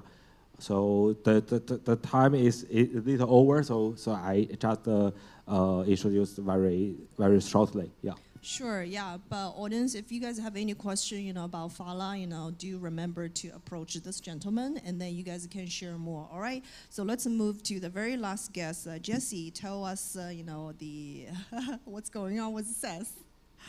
So, okay. Everyone talking about the Web3, and everyone had their own answers for Web3, what is for Web3. And as SES, we believe because we started our project since 2019. So by that time, not so many people talking about the Web3, but the SES was thinking, what we have to have in the next generation of the internet. And we believe that data decentralized storage, data decentralized indexing, and data decentralized computing will be the main components for the Web3. So then for the SaaS, for our goal is to provide the two for the Web3. One is the functionality for the decentralized storage. And we want to become the popular storage solution as the AWS, the Google Clouds, but in the fully decentralized. And this is the first one. The second one is we, as the full stack, the project and the network, we want to support our developers and the use cases to be, more not like we always thinking like a DeFi and most of our use case we are seeing in the blockchain. There are so many use cases we never see in the blockchain field, which is like helped us our lives more easy, like a decentralized more interesting, like a decentralized TikTok, decentralized Twitter, decentralized WeChat, decentralized YouTube, and there's so many things, this online shopping. So this kind of use case, when SaaS was in the mature network, we can support this kind of use case to use this kind of the network.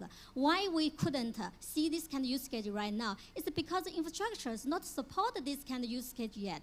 So I believe SaaS is the one. I believe that more infrastructure will coming and down the road, and all of us working together. I think Web3 will be coming soon. Thank you.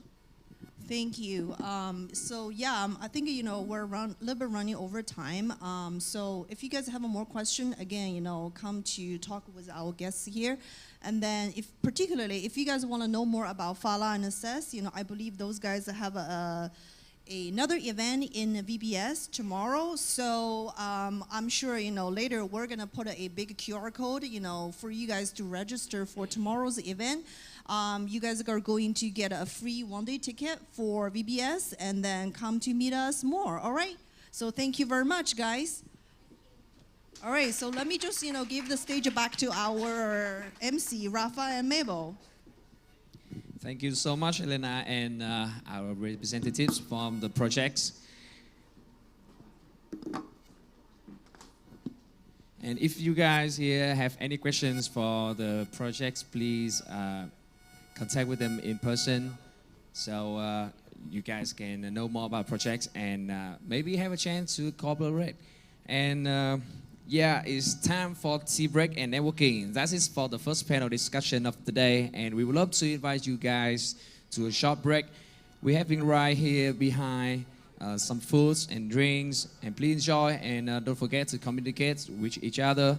And please come back after 45 minutes because we will host a mini game with the prizes up to $68 per person. And the second panel will start right after that. Okay. Thank you, speakers, and thank you, attendees. You can have the tea break now, and please come back at 3:30, I believe, 4:30, for the mini game. Yeah, maybe 5 p.m.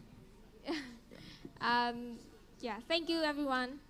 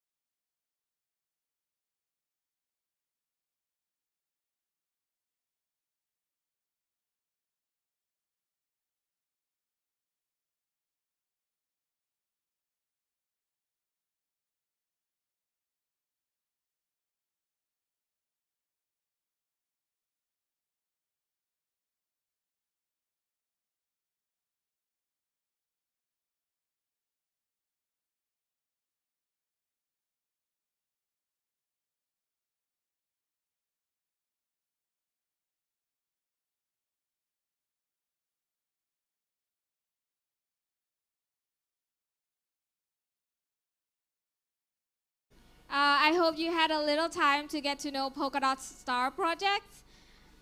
We know that there are so many great things to discuss, but please wait a little bit till another networking session at the end of this event, because coming up next is our very well anticipated mini game. Thank you.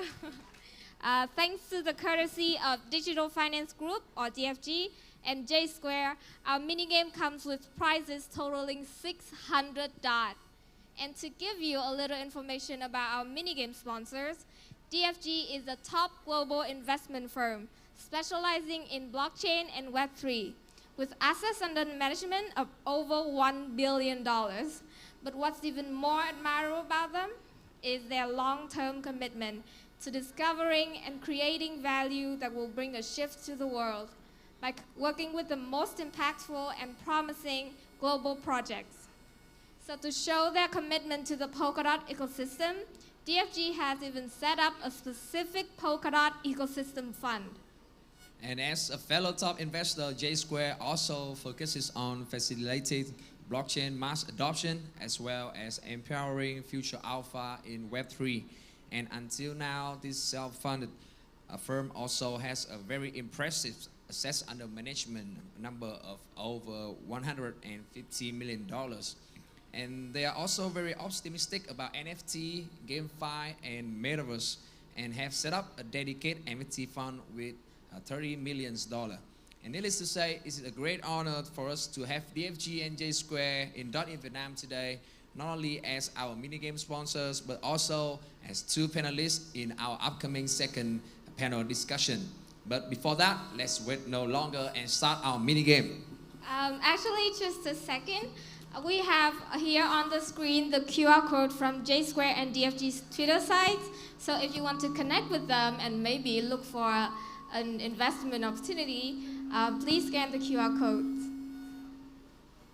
So the game is hosted on Keynote, and if you guys have your phone or your tablet right here with you, just scan the QR code or just visit kahoot.it and enter in the game pin.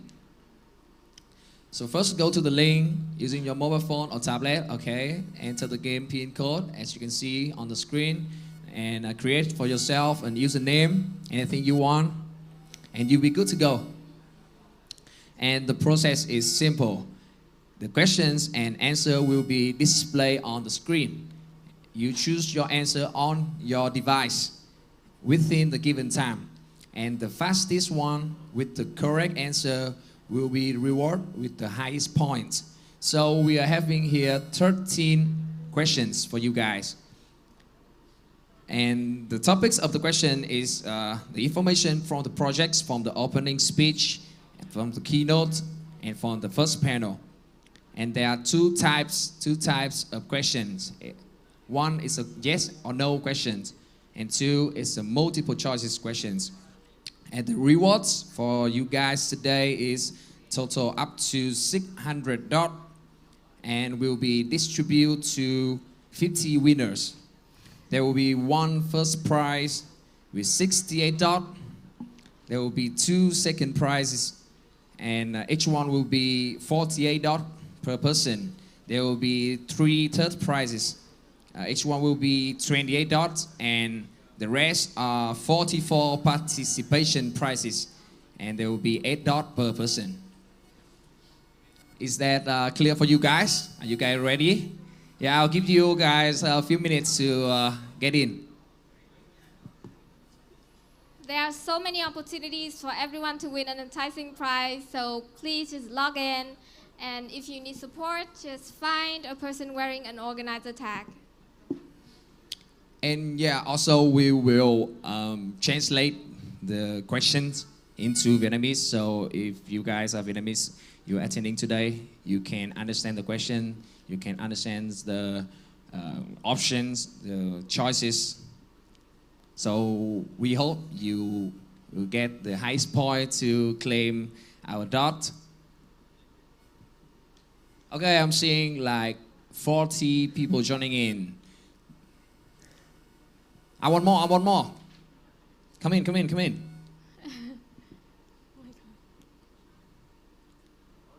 Okay, just like 2 more minutes, maybe Yeah, for everyone to there get will be in. 50 winners. There is only now 43. There will be 8 or like 7 prizes with no actually receiver, right? So get in. You will 100% get a prize, you know? Like 2 more, 1 more to secure the prize, please.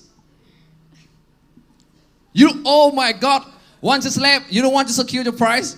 Okay, we got 50 right here. I want to double this up. Is it enough? Enough person? Enough people in the room? Should we like to start before they get out? But like there will be like no competition because the 50 people right here in the room will get all the prizes without like trying, you know? Well, there is still a big gap between the prizes, so like don't lose your competitiveness.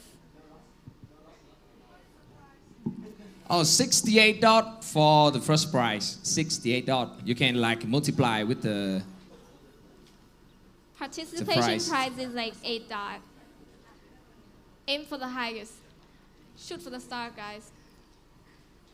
Oh, 2 more just left the game. I don't know. Oh, I think we waited too long. You Oh, guys, no. you guys just don't want to like receive dot, huh? 8 dot. 8 dot for 44 people in the room. If you like just participate in the game, it's just that simple. Okay, I think it's time. Okay, we will. I think we can No start. more chances. Last call. Okay. Okay, let's start the game. Yeah, I think we will wait for maybe 2 minutes. Okay, all right. Okay. Some more people will come. All right. If you have trouble signing in or using the internet, just raise your hand for support. Okay. 2 minutes left.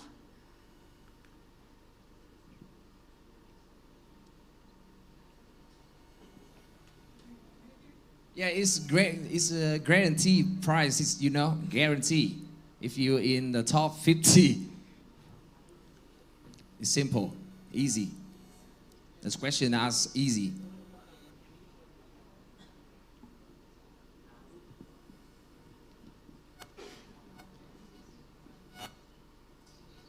Okay, 60. 70, please. Huh? 1 minute. 10 more. 1 minute left.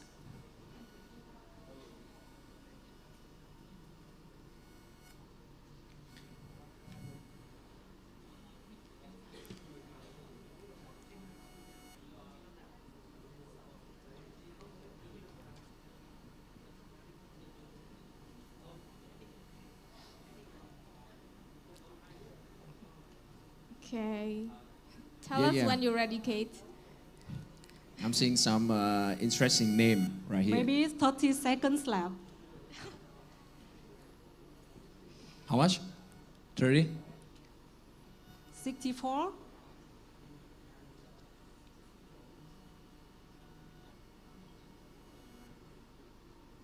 Okay. Okay, People. here we go. Start now. Okay. Oh, are you guys ready? Okay.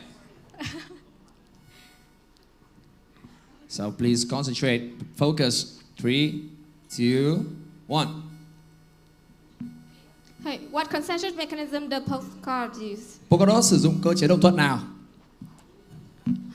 Fastest winner has higher point. Proof of work, proof of stake, nominate, proof of stake, or delegate, proof of stake.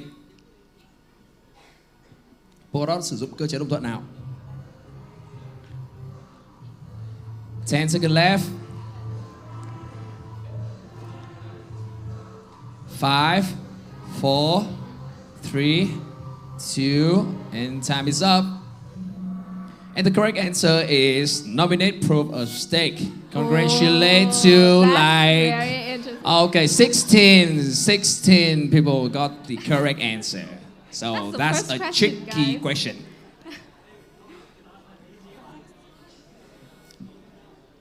Okay, we'll see right here. Emma with 928 points. Which type of sender is Moonbeam Network compatible with? Moonbeam Network tương thích với tiêu chuẩn nào trong các tiêu chuẩn sau đây? EVM, WASM, Cosmos SDK, or all of the above? Oh, people are fast. But people weren't correct the last time, so let's see. 10,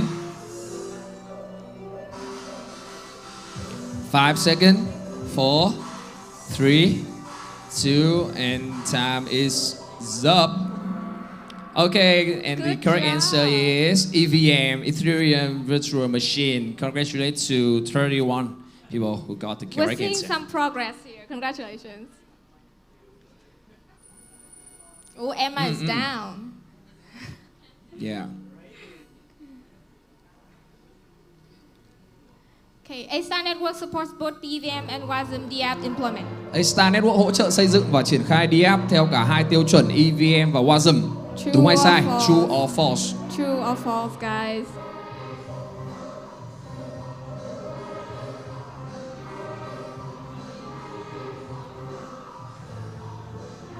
Ten seconds. 5 seconds. There are two options. Take your chance. And time is up. Okay. Wow, congratulations. Yeah, it's an easy one. Oh, Emma's back. Who's Emma? Yeah, Cam is climbing very fast, you know. What is BitCountry and Metaverse Network? Very BitCountry simple và one. Metaverse Network là gì? Very simple, you guys. DeFi protocol, sci-fi metaverse, metaverse as a service, or bridge.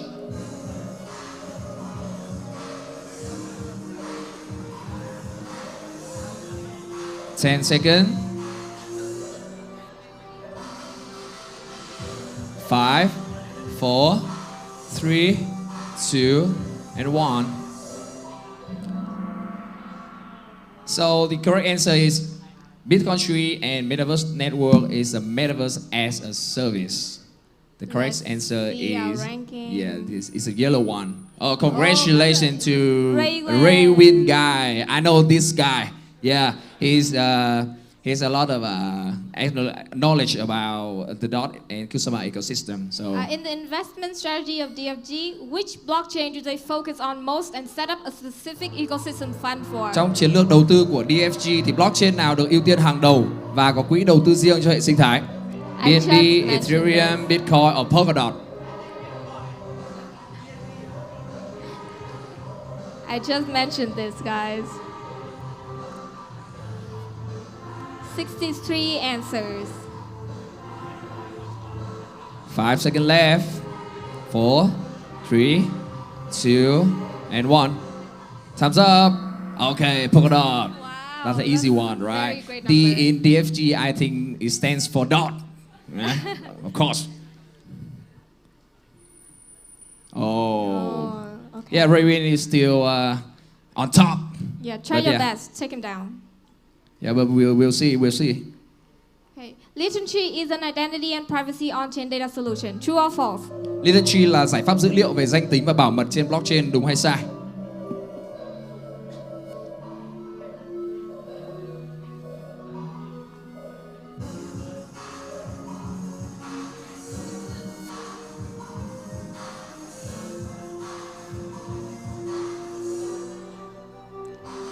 The answer. 5 seconds left.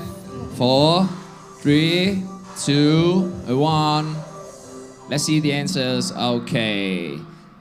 60 correct answers. Yeah, there's still 6 people like trying to like Compete. have some mistake in this so easy question, you know. Oh, okay. Raywind is still on top. Mhm. Okay.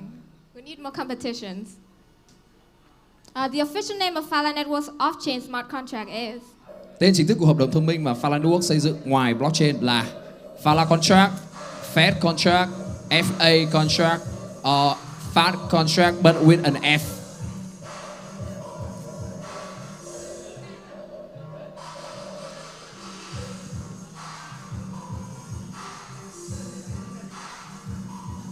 5 seconds. 3, 2, 1. Oh. Yeah, still 25. I see some of you would check there. Ooh, Cam is on fire with the strict with 7 correct answer, but Raven is still like protecting his spot, right? He's doing good. Next is Substrate is a blockchain framework upon which Polkadot is built. Polkadot được xây dựng trên nền tảng thư viện có tên là Substrate, đúng hay sai? True or false? Please do not pick the wrong answer of this question, please. You can't be Begging wrong. you guys.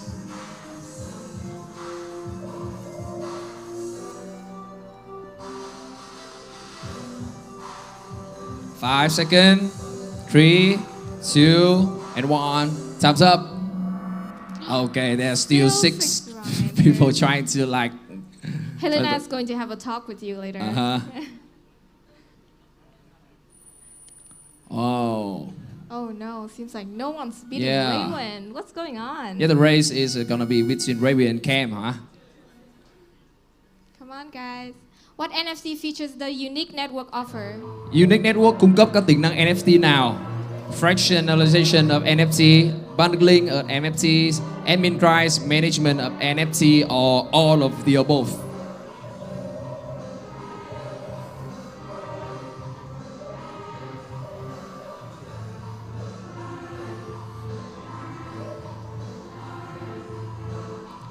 Five seconds left.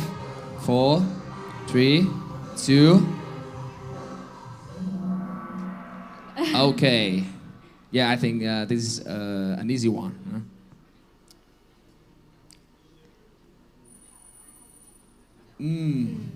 Oh wow, no change. Okay. How many projects has the Web3 Foundation Grants Program funded? Quỹ Web3 Foundation Grants đã tài trợ cho bao nhiêu dự án? 480, 580, 680, 780. Like 480s, 580s, 680s, or 780s, and more.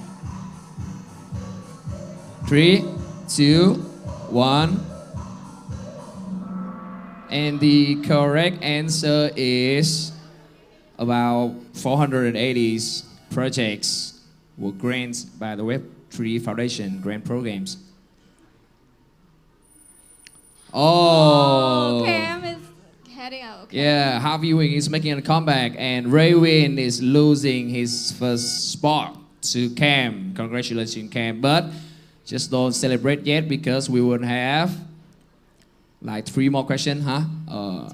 J Square is focused on NFT, GameFi, and Metaverse project investment. True J or Square false? tập trung đầu tư vào các dự án NFT, GameFi và Metaverse. True or false? Đúng hay sai? NFT, GameFi, and Metaverse project investment. 5. And time is up. Okay, Still congratulations 10 wrong answers? to everybody who got the correct answer. Wow, it's so close, about like 20 points between Raywin and Cam. Who's gonna be Okay, the next best? question. How many networks has Subwallet supported in the Polkadot and Kusama ecosystem? Subwallet đã tích hợp bao nhiêu mạng trong hệ sinh thái Polkadot và Kusama? 60 and more, 70 and more, 80 and more, or 90 and more? More than 60, more than 70, more than 80, more than 90. 3 seconds, 2 seconds, 1, and time is up. 23 correct answers. Okay, the answer is more than 80s. Okay, final Main question. networks. Final question now. Oh. Who are you rooting for? What's your guess? Okay, SES is an unlimited and secure cloud storage system for SES là hệ thống lưu trữ đám mây không giới hạn và bảo mật dành cho Web2 projects, Web3 projects, both Web2 and Web3 projects, or none of the above. Gotta be fast. Quickly, 5 seconds. You must be fast though. 3 seconds, 2, 1. Time is up. And the correct answer is says an unlimited and secure cloud storage system for both Web 2 and Web 3 projects. And we will see the final result. In the third place, congratulations to Harvey Wing. The second place, Ray Win, and the best. Whoa, congratulations, Cam. Congratulations, Cam. But actually, we have like one first prize, two second prizes, three third prizes, and 44 participation prizes. The total price is up to $600. So please. Can we see the winner list? Yeah. If you guys see your name in the winner list, please direct message to Subwallet Twitter to get the reward after the event. Thank you. DM our Twitter account with your wallet address to receive instructions for your rewards. Can we see the winner list? Is it a view full report button right here?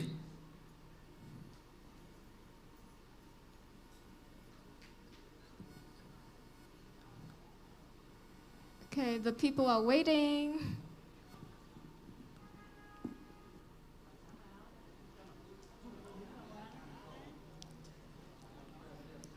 Can you just go back to the result tab? I see that they have the view full report. Okay.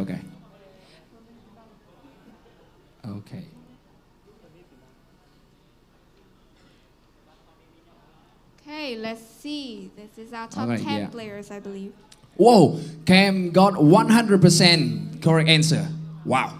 That's not impressive. a single like mistake. That's a very well-deserved prize. Yeah. Okay. If you guys Pay see your attention names to your on the name. list, 22, 30, like we have up to like 50 winners. 50 winners. Okay, last 10.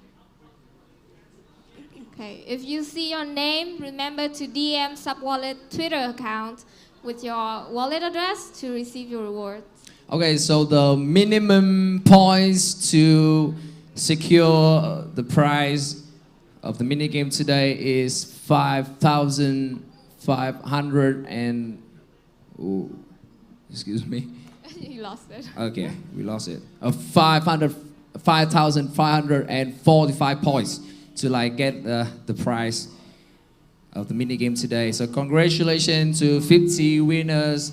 Thank you guys so much for participating in, and we will get to the next section right after this. For everyone who didn't win or hasn't won as big of a prize as you expected, don't worry, because coming up next is something no less valuable.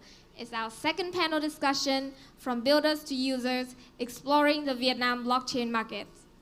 And as you can see from our previous discussion, we had the chance to hear insights from top builders of the Polkadot and Kusama ecosystems.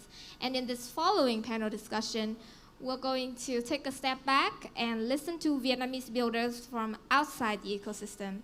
What are their perspectives and expectations for Web3? Joining us today to answer those questions are some of the most well-respected expert builders of the Vietnamese market. They've had years of experience building empires from scratch. Please welcome representatives from RADA, A-Starter, GFI Ventures, and as promised from before, our top global VCs, DFG and J Square.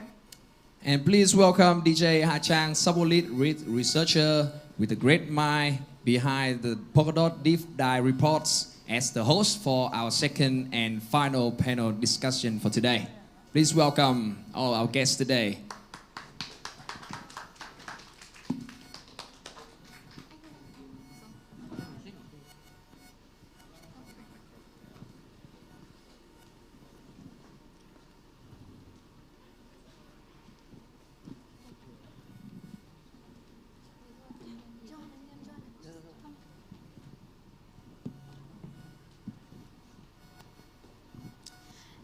Hi everyone, thank you Mabel and Rafa for the introduction, and I'm glad you guys have a lot of fun with the mini game, and please look forward for the rewards to be distributed to your sub-wallet. Okay, I'm very happy to be here. Let me introduce myself a little bit before I get to introduce all the panelists with me today. My name is DJ Ha Chang. I'm lead researcher at sub-wallet, and today joining with me will be all of the huge representatives from big projects in Vietnam, as well as top VCs in the Polkadot ecosystem. So let me introduce everyone. Sitting next to me is Mr. Hung Dinh, founder and CEO of Radar Network. Thank you. Joanna Lang, co-founder and CEO of J Square VC. James Wu, founder and CEO of DFG.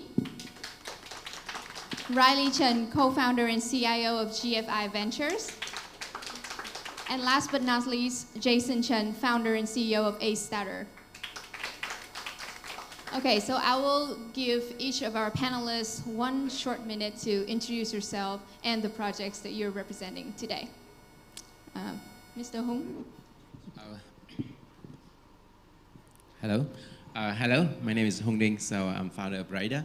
So we started as an investment community, and then now we are moving to more like a labs that we incubate Web3 project. So that's how we are doing right now. So it's nice to be here with Polkadot ecosystem. Thank you. Joanna? Hello everybody, I'm Joanna. I'm the co-founder and CEO of J Square. So J Square is basically an investment firm focused on facilitating the mass adoption of blockchain industry. I co-founded J Square with James last year, and up to now we have invested in over 60 projects in total, and the total AUM right now is around $150 million, and it is basically self-funded, so we don't have any outside LPs, and in terms of the investment strategy, it's also very flexible. We invest both equity projects and token projects. Yeah. Thank you, Joanna. James? Hello everyone, James Wu, founder and CEO of DFG. So I started this company back to 2015, focused on the investment in the crypto space for the past 7 years. So we've been investing to different equity deal first from the very beginnings, investing to different, layer 1 protocol stuff from 2017, 2018, including Polkadot is also one of our most important holding of our firm. And we also invest into different applications throughout the last bull run in different space like DeFi, Metaverse, NFT, GameFi space as well. So we've been very, very focused on the emerging market. So we love Vietnam. We love a lot of country like this. This is going to be super important in the crypto space. So happy to be here and do more investment here. Thank you, James.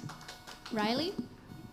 Hello everyone. My name is Riley. So I'm the co-founder and the CIO of the GFIs. So the name of GFI is kind of new to all of you guys here because we just rebranded on the last Sunday. Before our name is GFS, and we changed from the S to the I because before we just main focus on the solution. So GFS is the Golden Financial Solution. Now we rebranding with a new name. GFI is for Golden Financial Innovation. So now we main focus on innovation with the whole ecosystem to support for the startups. So in GFIs at the moment, we have the Blockchain Academy to support on the education training the developer, especially we have to transfer the Web 2 developer to Web 3. And then we also have the venture, the VC to support and invest in the projects.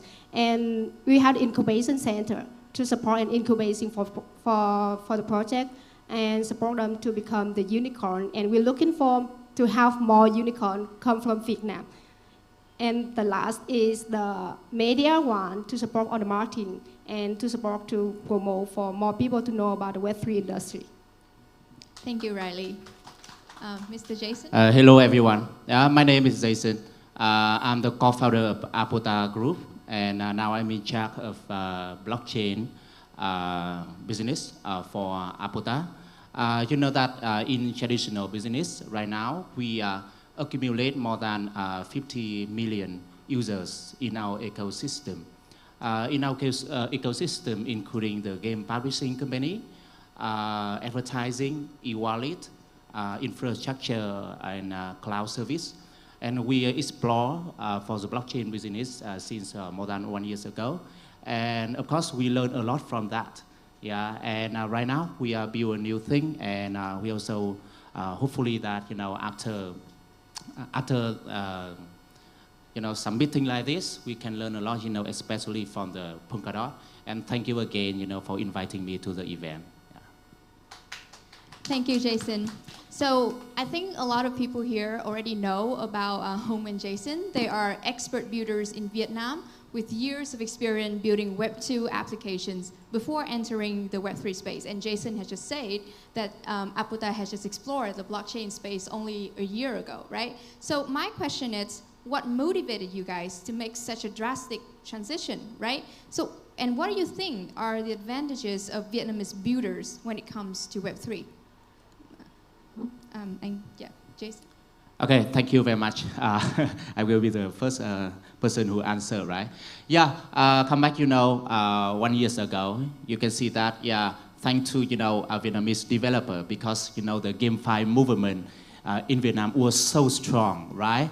Many GameFi projects was born from Vietnam, and we can see some stars in the sky last year. And I believe that, many people here already become, richer, yeah, from last year. I think, okay, come back to, for the question, that we have resources from the traditional industry. But why we have the transition to the Web3? Because there are some reasons. For the first one, when I asked about, 10 of my friends, only one know about the blockchain. One of them know about the crypto. So personally, I think that will be a chance for us, right? When just a few people know about it, that will be the opportunity. Yeah.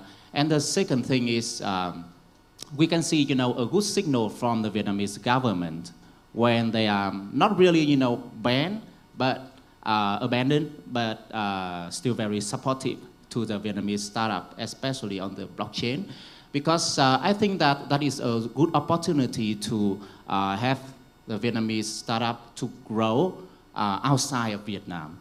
Yeah. Another reason is from after the 10 years we do the business, we always too familiar with the Vietnamese market, and we find a way to expand outside of Vietnam. And I think the blockchain is a good opportunity. That's why we are finding, the way to transfer traditional resources from our expertise on the traditional business. We learn the new thing, and we are transition, to the new thing. Yeah. And for the second question about, the Vietnamese builder, I think that we have some advantage. For the first thing is, after the last year, I think that many new startups, many new builders, we are inspired by the successful cases from the Vietnam, like the Axie Infinity. Even they are in the GameFi, right? But I think that it is motivated many new builders. Another thing is Vietnam is still about the technical, about the outsourcing. We're still in the top 10 country for the outsourcing. So I believe that, for the quality of the engineers so good. So that is the good foundation, to build a new thing. Yeah. Another thing is after the GameFi movements last year, so we can see right now more and more big guys, big companies join into the market. And you can see that is they're building the long-term business, long-term blockchain business. It's not a short-term compared to the last year. Yeah. And I think that is a good point, for the Vietnam builder. Yeah. Thank you so much, Jason. Hong, what is your point? So the reason why I moved to Web3 is I'm too tired with Web2. So I have been working with Web2 for almost 15 years now.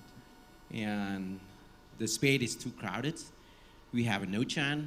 We have no innovation at all. And I myself, about 10 years ago, I invested a few millions into a few tech startups.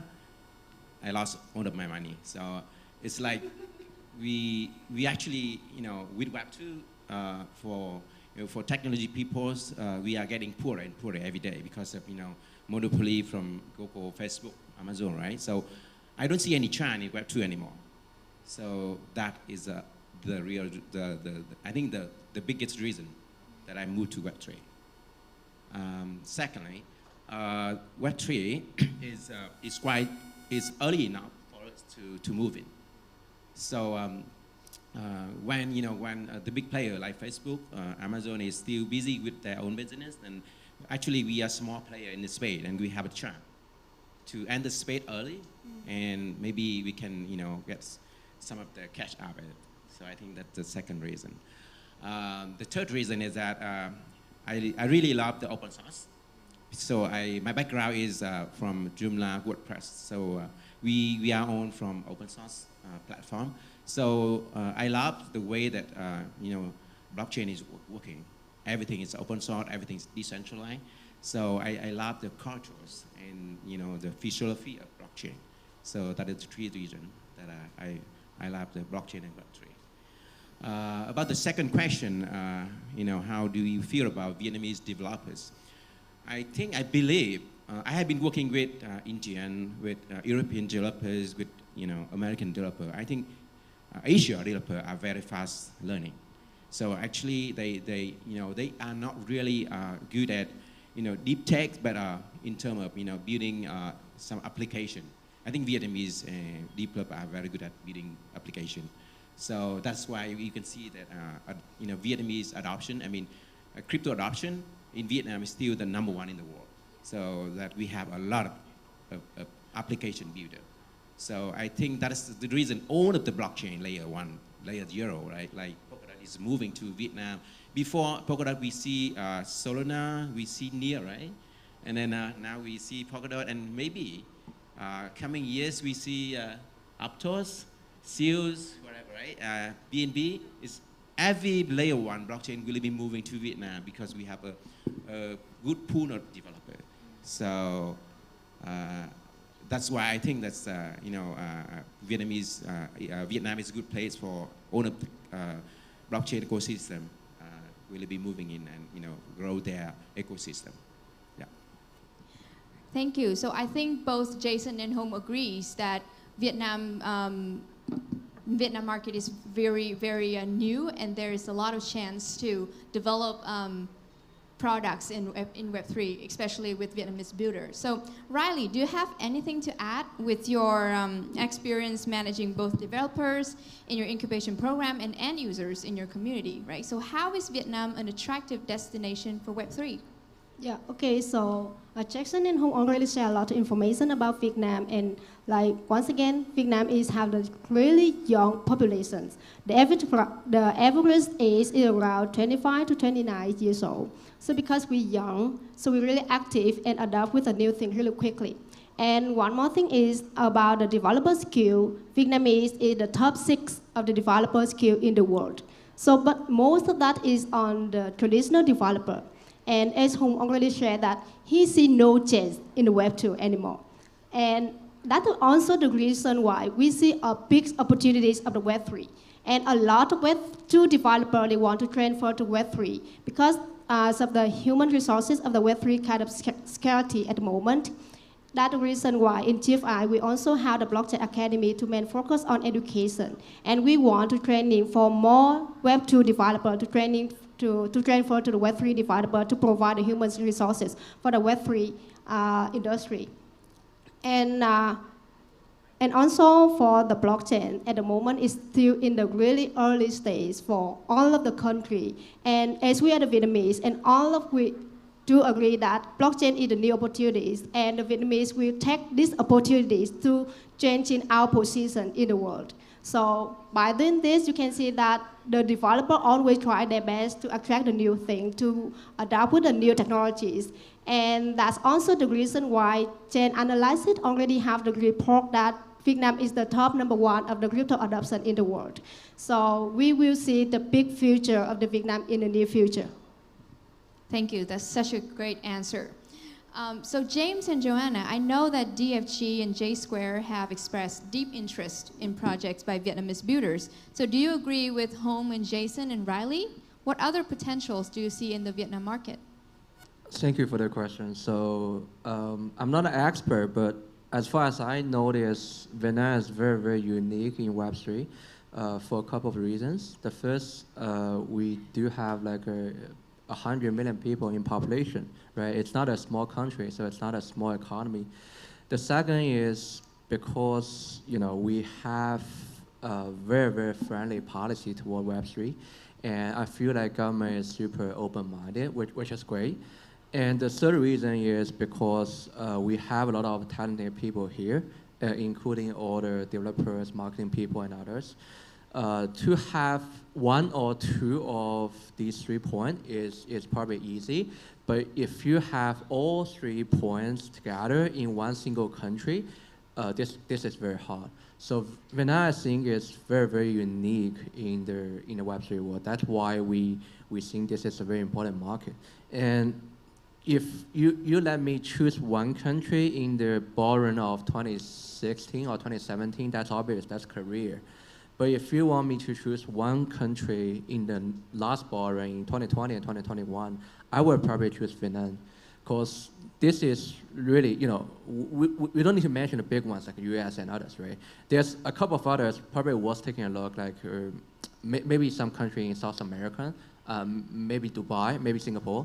But if you want to let me choose one country in the last ballroom, it will be Vietnam. So this is super important and super exciting for us. And what I think for the last ballroom, people understand, not just people in Vietnam, but people over the world understand is this is going to be a very important market in the Web3 space in the future. So what Axie Infinity does, what GameFi does for Vietnam is more like an introduction. It shows the world, the potential of how Vietnam could be in the Web3 space. So that's just the beginning, and that's just, you know, we are still very early stage. So we will see more activity happen in Vietnam, and we will see more decent projects come out. We will see more investments happen here, and we will definitely see more builders and all good things happen here later. That's my opinion. Thanks. Thank you, James. Joanna? Yeah, I totally agree with what James has mentioned.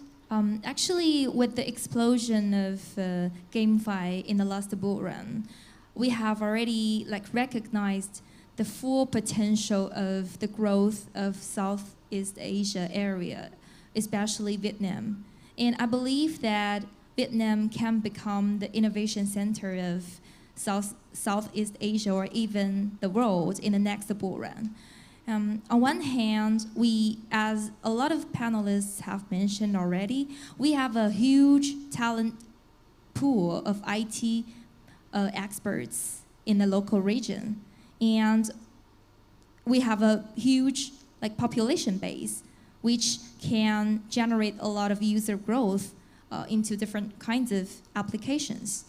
And on the other hand, Vietnam is actually the first country to launch a legal blockchain association. I was very lucky to join a courtesy visit with some government officials in the morning, and the government, some of the officers just mentioned that they are very open to this new technology and to see how this technology will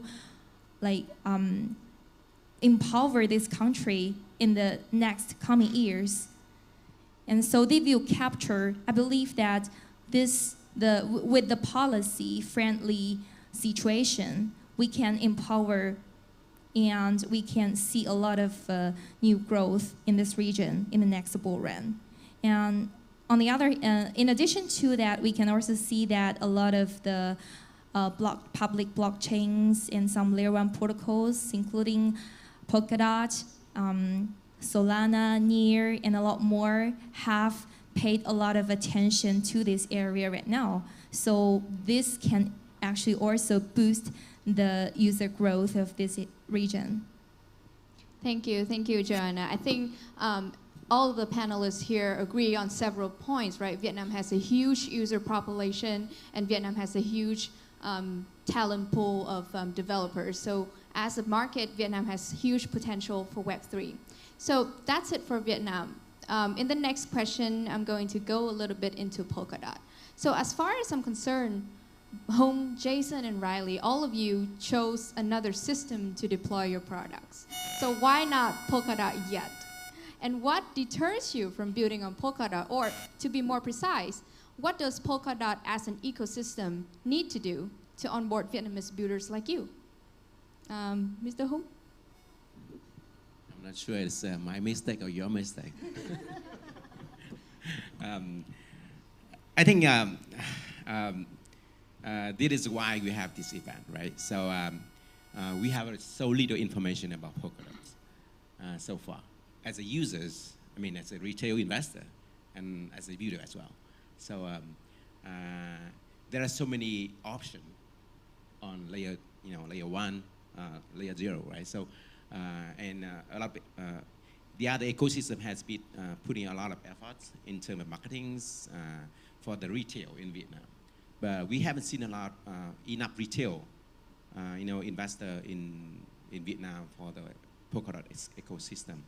And I think that in terms of how you can attract more developers, more builders, I think you also have to attract more retail users. So that's we have Binance is promoting retail users in Vietnam through their exchange.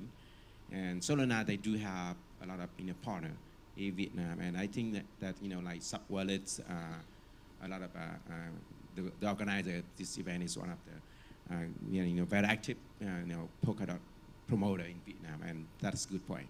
And when we have enough adoption in terms of users, certainly developers will jump into the game. So I hope that we have the next 1 or 2 years. We have more retail users of Polkadot in Vietnam. So that's why they will give us a chance as a builder to build more application, more DApp for them to use. So that's I think that's the main reason. So Riley, do you agree? Yeah, and for choosing an ecosystem, on the user side, for the end user, to be honest, they don't care about the technology. And they don't care that they are using the Polkadot or they're using the Near or Solana. They just care that is that easy for them to use. It is simple enough for everyone to use. So that is the user experience is the most important thing to expand the mass adoption of the blockchain. So to me, the Polkadot is kind of complicated, difficult for the user to use, to be honest. And as myself, to be honest, I cannot use the Polkadot wallet. Like when I'm using the Polkadot wallet, I feel that I'm the developer, guys. So this is a really simple example for the Polkadot. So like if the Polkadot want to attract more users on that one, I think that we need to think more about the user inside, about the user experience on that one. And also on the other side of the builder, they need to have the support from the ecosystem, from the foundation when they're building something on that one. So for the builder, when they're building in the Polkadot in Vietnam, I don't like, maybe the Polkadot, they don't have any, they haven't have any support for the Vietnam yet, and I hope that in the future they will have more support for the Vietnam market. But like the developer now, if they want to build something on the Polkadot, they have to do a lot of things by themselves for the marketing or for some of the technical things.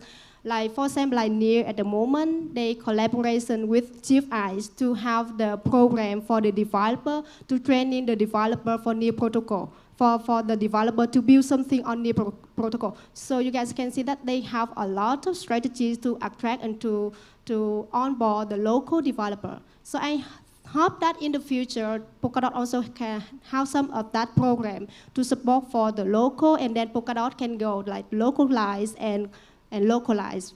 So it's easy to onboard the local developer to support for the ecosystem. And the third thing is on the economic side. And to be honest, like at the first, when the project for the startup, especially for the startup, because they are the startups, so they don't have much money. But then if they want to be on Polkadot, they need to have the auction to do the auction to get the parachains. And they need to get a lot of support from the community to have enough DOT to get the parachain. And after that, they have to rework their token to the community back. So you can see that how they can stable their token and price after they're doing this one. And I think this is also kind of barrier for the project at the first time when they build something on the Polkadot. Yeah, that's very fair points. I completely agree. But if you need a user-friendly wallet to onboard Polkadot ecosystem, please try out Subwallet. Yes, I want to share, like last time I also had the live stream about the Subspace, and I do the demo about the wallet, Polkadot wallet, and also I do the second demo on the Subwallet to have the comparison for the community. So they do see that how much easier when they use the Subwallet compared with the Polkadot wallet. So like we need to have more improved to have some of the product which is more friendly to the users. Yes, absolutely. Jason? Yeah, I totally agree with you guys. You know that, yeah, it's so unlucky because we have just a few information about the Polkadot in Vietnam. Actually, I was so impressive in the first session when you have a great adoption about the developers. That's so impressive to me. But however, how about, the end users? How about the DF right now? So actually, because there are no DF, there's a few DF, few users. So that also, one of our concern when we want to build on the Polkadot. However, after this day, I have, I changed my mind. I see, another very beautiful future. Yeah, we are also consider. Yeah, another thing is. That for the company who have the traditional resources like our company, we are very careful. We'll be careful on, shifting our users from the Web 2 to Web 3. We have the few opportunity, right? We only, focus them once or one or twice. That's all. That's why we must be careful on that, because that is too risky to our traditional business. Yeah. So just my suggestion to the Polkadot team. There are some, firstly, besides you have the adoption for the developers, you should have more activities for the end users, more content for the end users. And I think that the incubator, very important to Vietnam market, because we have many developers, but they don't have the money. They don't have the knowledge. So if you develop the incubation program in Vietnam aggressively, I believe that after 1 year, you have a lot of content on your ecosystem.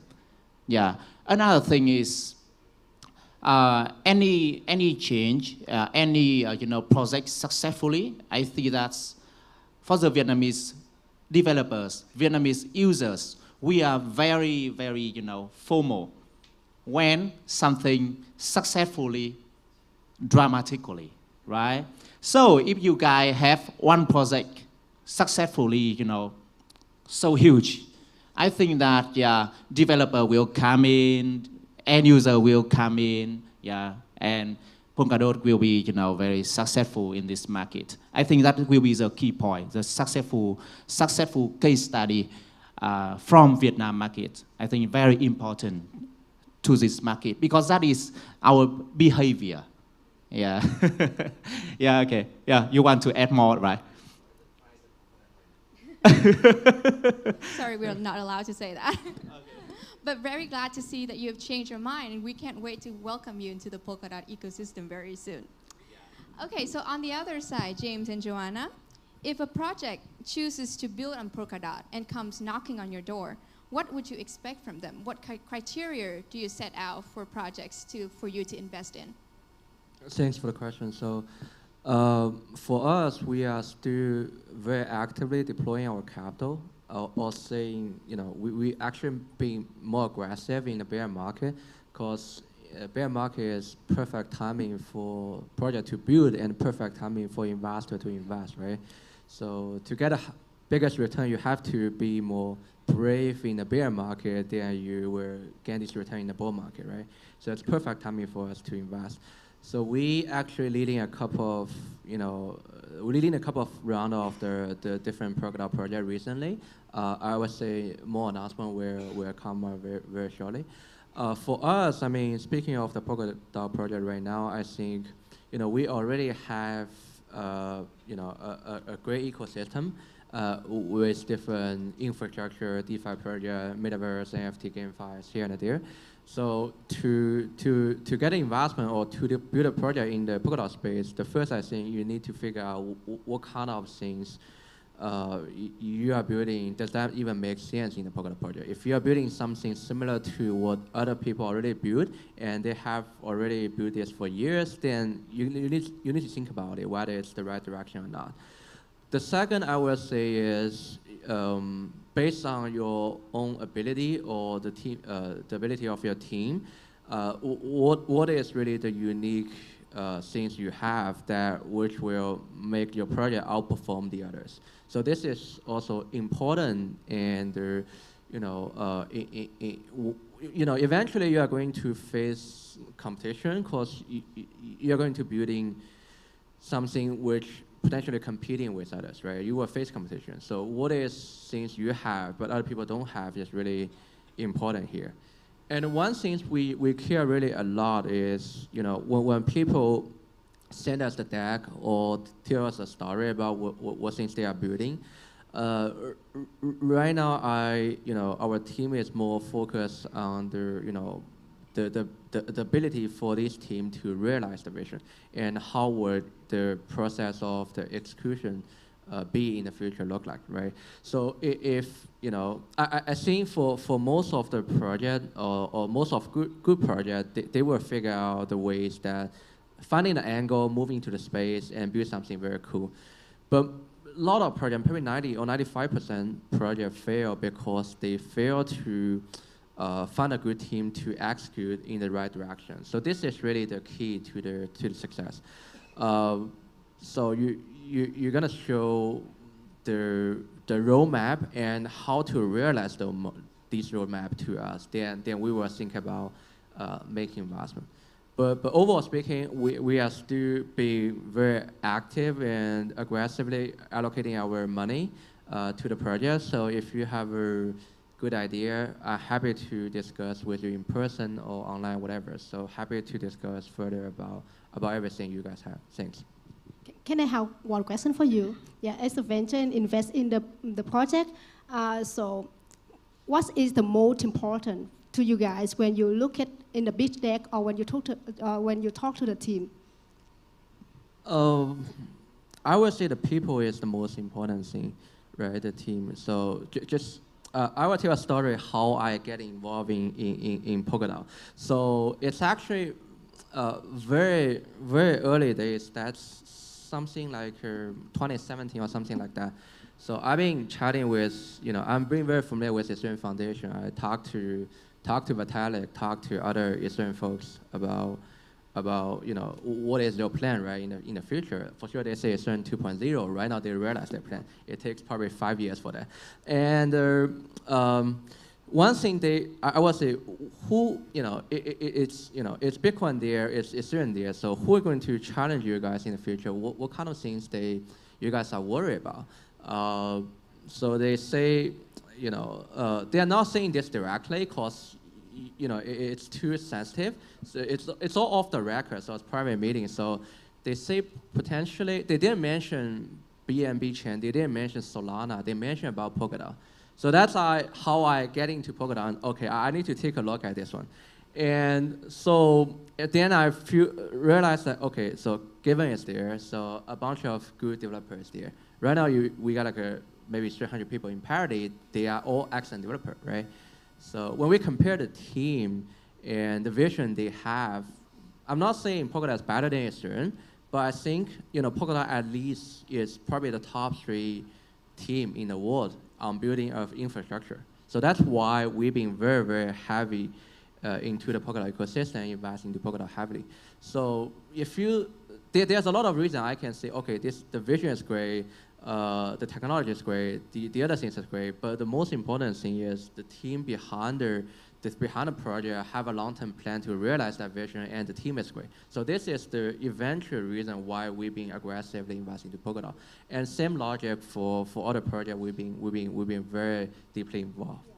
Yeah, thanks. Thank you, and also totally agree. Like, if we have really beautiful idea, beautiful business model, but like for the team, for the people who cannot make it happen, so it's useless.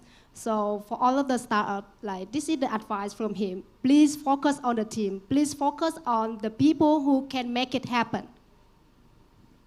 Thank you, Joanna.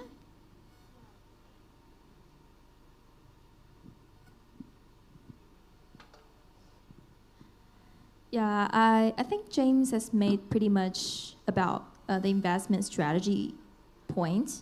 And actually, I know that most of the funds in bear market, they have already stopped investing anymore. And they just stop here and check and like rest in this bear market. But for us, we didn't stop we didn't slow down at all, and we keep the investment pace with before. And so, as I mentioned before in my introduction about our company, we are focusing more on, we are kind of like a technology and research driven company and investment firm, and focus more on mass adoption level. And what impressed me most about in the Vietnamese market is that I find that people here have really like quick and fast execution power.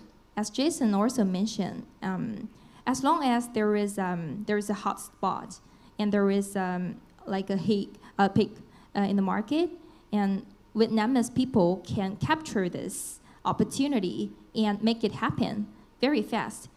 And so I think this is the biggest advantage compared with any other markets in the world. And so in terms of the investment strategy, I think there are 3 points that I will focus on most when I make decisions on whether to invest a project or not. The first one is the innovation. So actually we have fast execution power, and we can make it happen very fast. But on behalf of that, I think we need more innovation to attract more users from different parts of the world. And so this is the most important thing. And secondly, I think we also need what is also very important is that a project needs to hold a long belief in this industry. And so we need to iterate the products steadily. And we shouldn't just like launch a project and then go to another very soon and just like lost it anymore. So yeah, I think these are the 2 points that are most important. Thank you, John, and thank you all the panelists.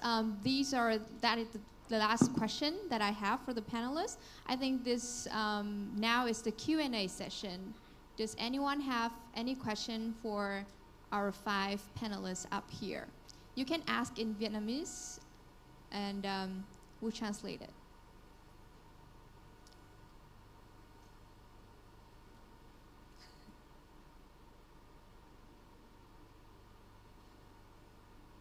Anyone? No? Yeah? Can you deliver the mic to him?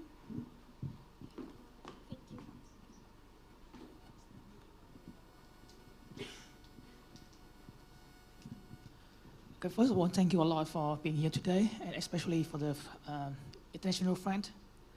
Hope you got a nice day in Vietnam. So my question to both of you is like, what is your taste of investment in the next few months or few years? What is going to be like Web3, Metaverse, GameFi, or what kind of things you would like to invest?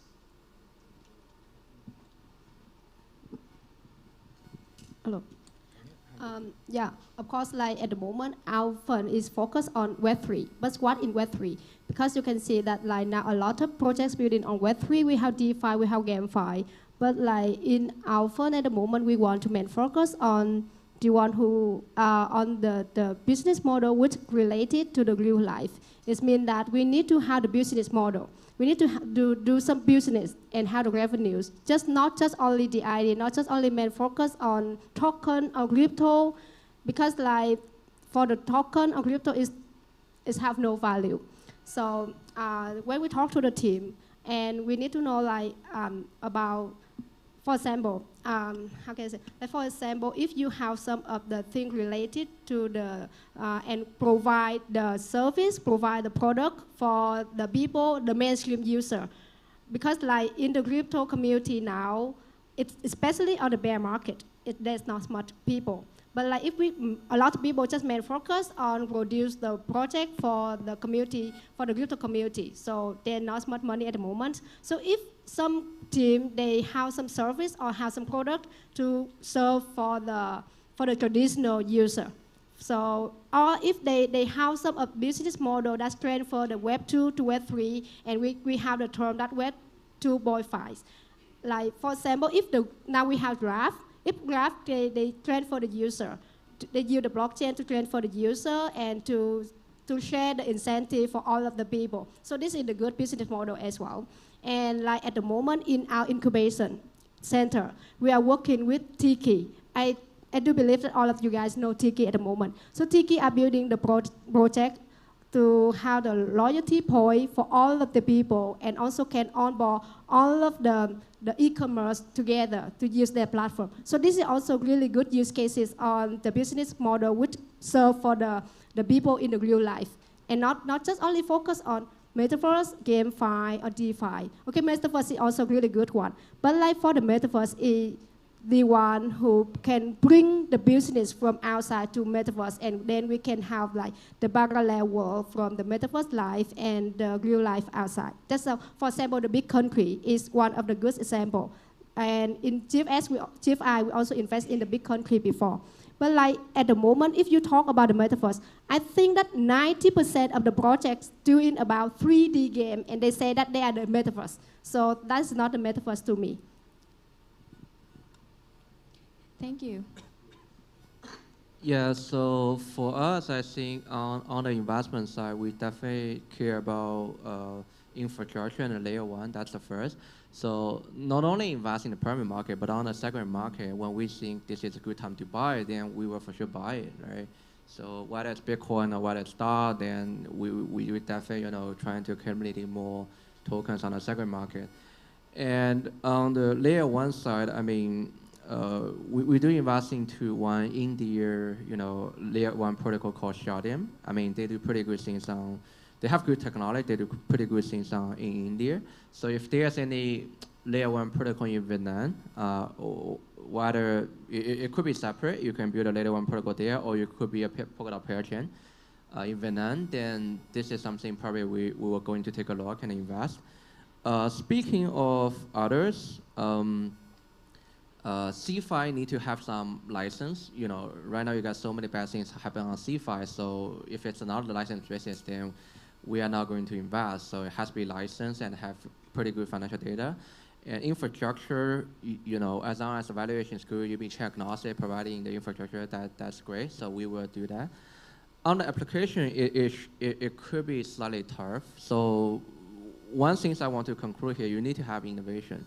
then you can be more outstanding in different application side, right? On DeFi side, I don't think there's anything you can, I mean, borrowing and lending and the DEX is, I don't think anything can change Uniswap or Maker or RV at the moment. So for DeFi, it could be more on derivative side, on the future side. You know, if something building the future trading could be fully decentralized, then it probably was a lot. Because right now DYDX is somehow like half centralized, half decentralized, right? The order book is still, you know, you guys, that's, the access to the DYDX is decentralized, right? You use MetaMask to trade, but for what behind the DYDX, for the order book, for the matching engine, for everything, that's centralized. So if someone can build a fully decentralized future trading platform and it works, it's probably going to be a big thing in DeFi space. GameFi is slightly hard because the previous model, play to earn, is somehow dead or like proved to be not going to work anymore. So we need to have something leading the trend of GameFi 2.0. It could not just be Posi. It should be some games that people really playing without just trying to grab values from the game. So this is, if this stand here, then we may have the season for GameFi 2.0, but we are not sure. Maybe they will come. And the others, I think for Metaverse, we are at very, very early stage. It takes probably 10 years for Metaverse to mature. So I agree with you. So everything here for Metaverse still at very early stage.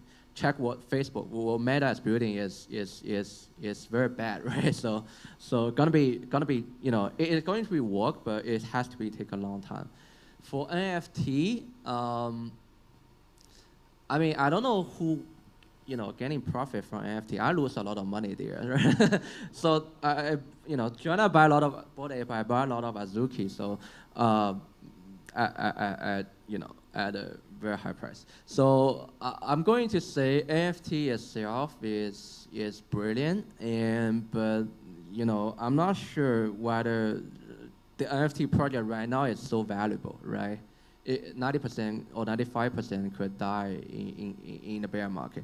So it has to, we have to add in more functionality for the NFT, and you know, what is behind it? You know, you need the NFT to be the access to the metaverse or to the GameFi project that have value, right?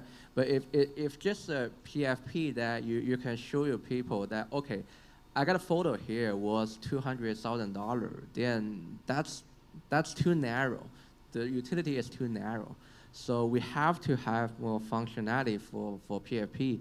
And the other problem for the NFT is, you know, on the back end, it's not fully decentralized. It could be centralized. You can the storage may be on a random server on AWS, right? So you are not only, what are you buying? You're spending $100,000, $200,000 for buying nothing, right? Someone can easily grab your photos to other people, so it's dangerous. So this is also a problem that has to be solved in the NFT space. I'm saying too much, sorry. So that's my you know, overview for the market and for the industry. I want to ask Joanna, because we know from the minigame that J Square invests a lot in NFT and metaverse, and James was showing suspicion about that category. So what's your take?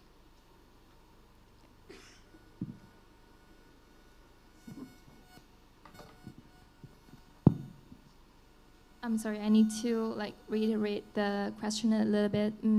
Still about NFT. Yeah, so we know that J Square invests a lot in NFT and metaverse, right? And James was expressing some kind of suspicion about that. So what's your J Square's take? Yeah, I actually don't think he's expressing any suspicion about this. It's just actually we need to divide this topic into like different perspectives. So in terms of the projects we have invested, we invested like we can take NFT as an example. We invest NFT, not only NFT collectibles.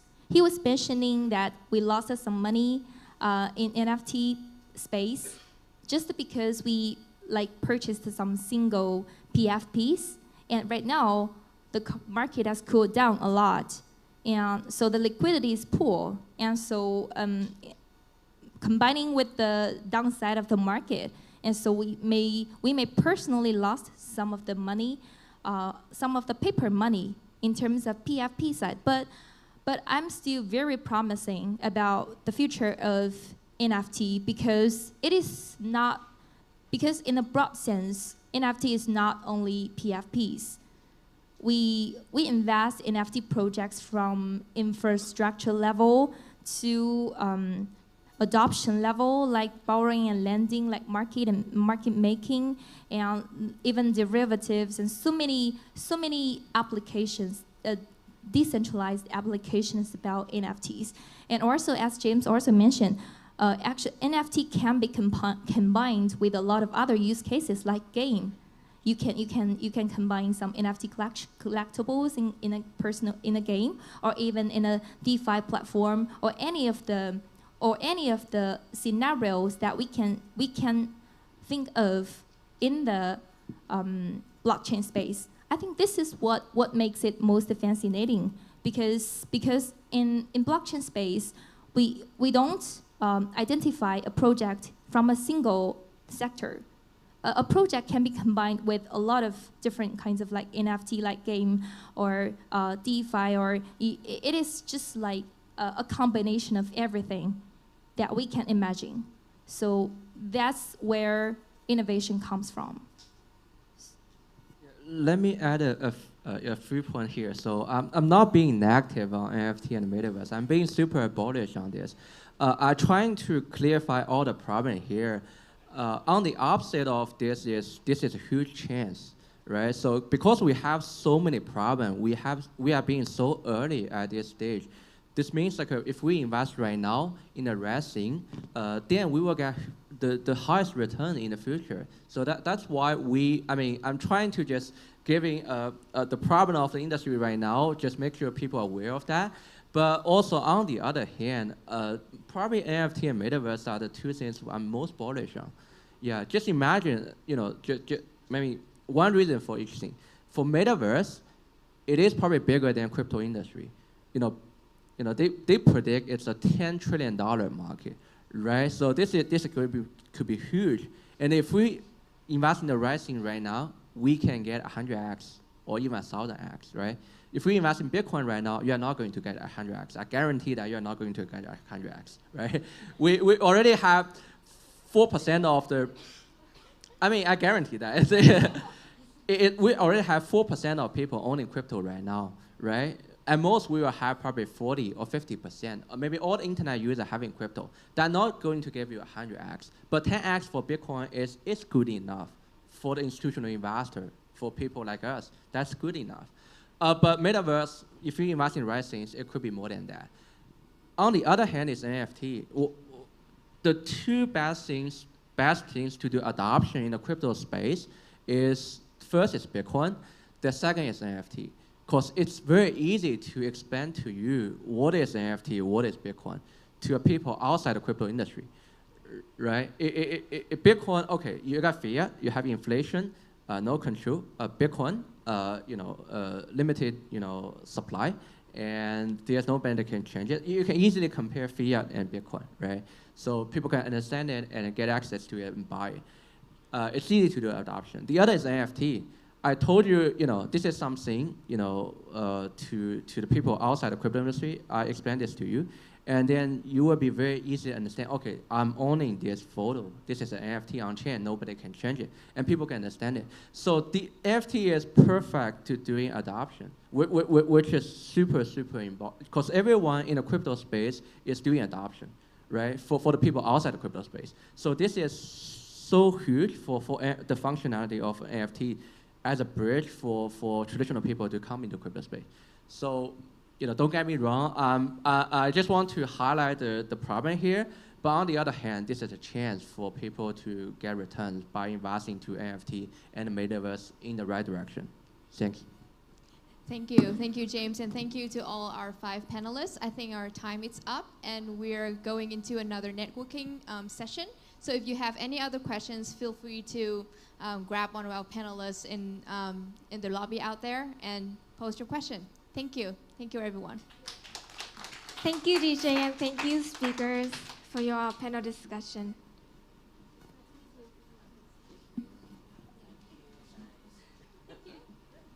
And we hope you have picked up something for yourself from all our amazing speaker talks. And this might be a lot of information for one afternoon, but so we humbly let you take your time and connect with project leaders, with builders, and other attendees yourself.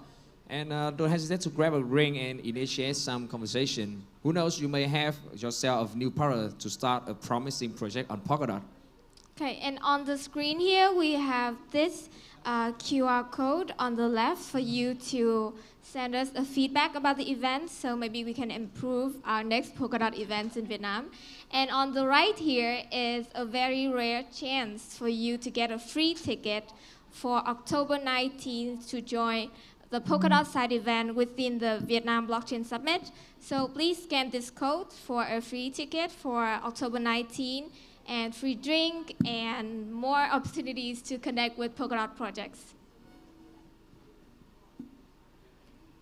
Okay, so this has been our first Polkadot meetup in Vietnam, and hopefully the first of many more to come.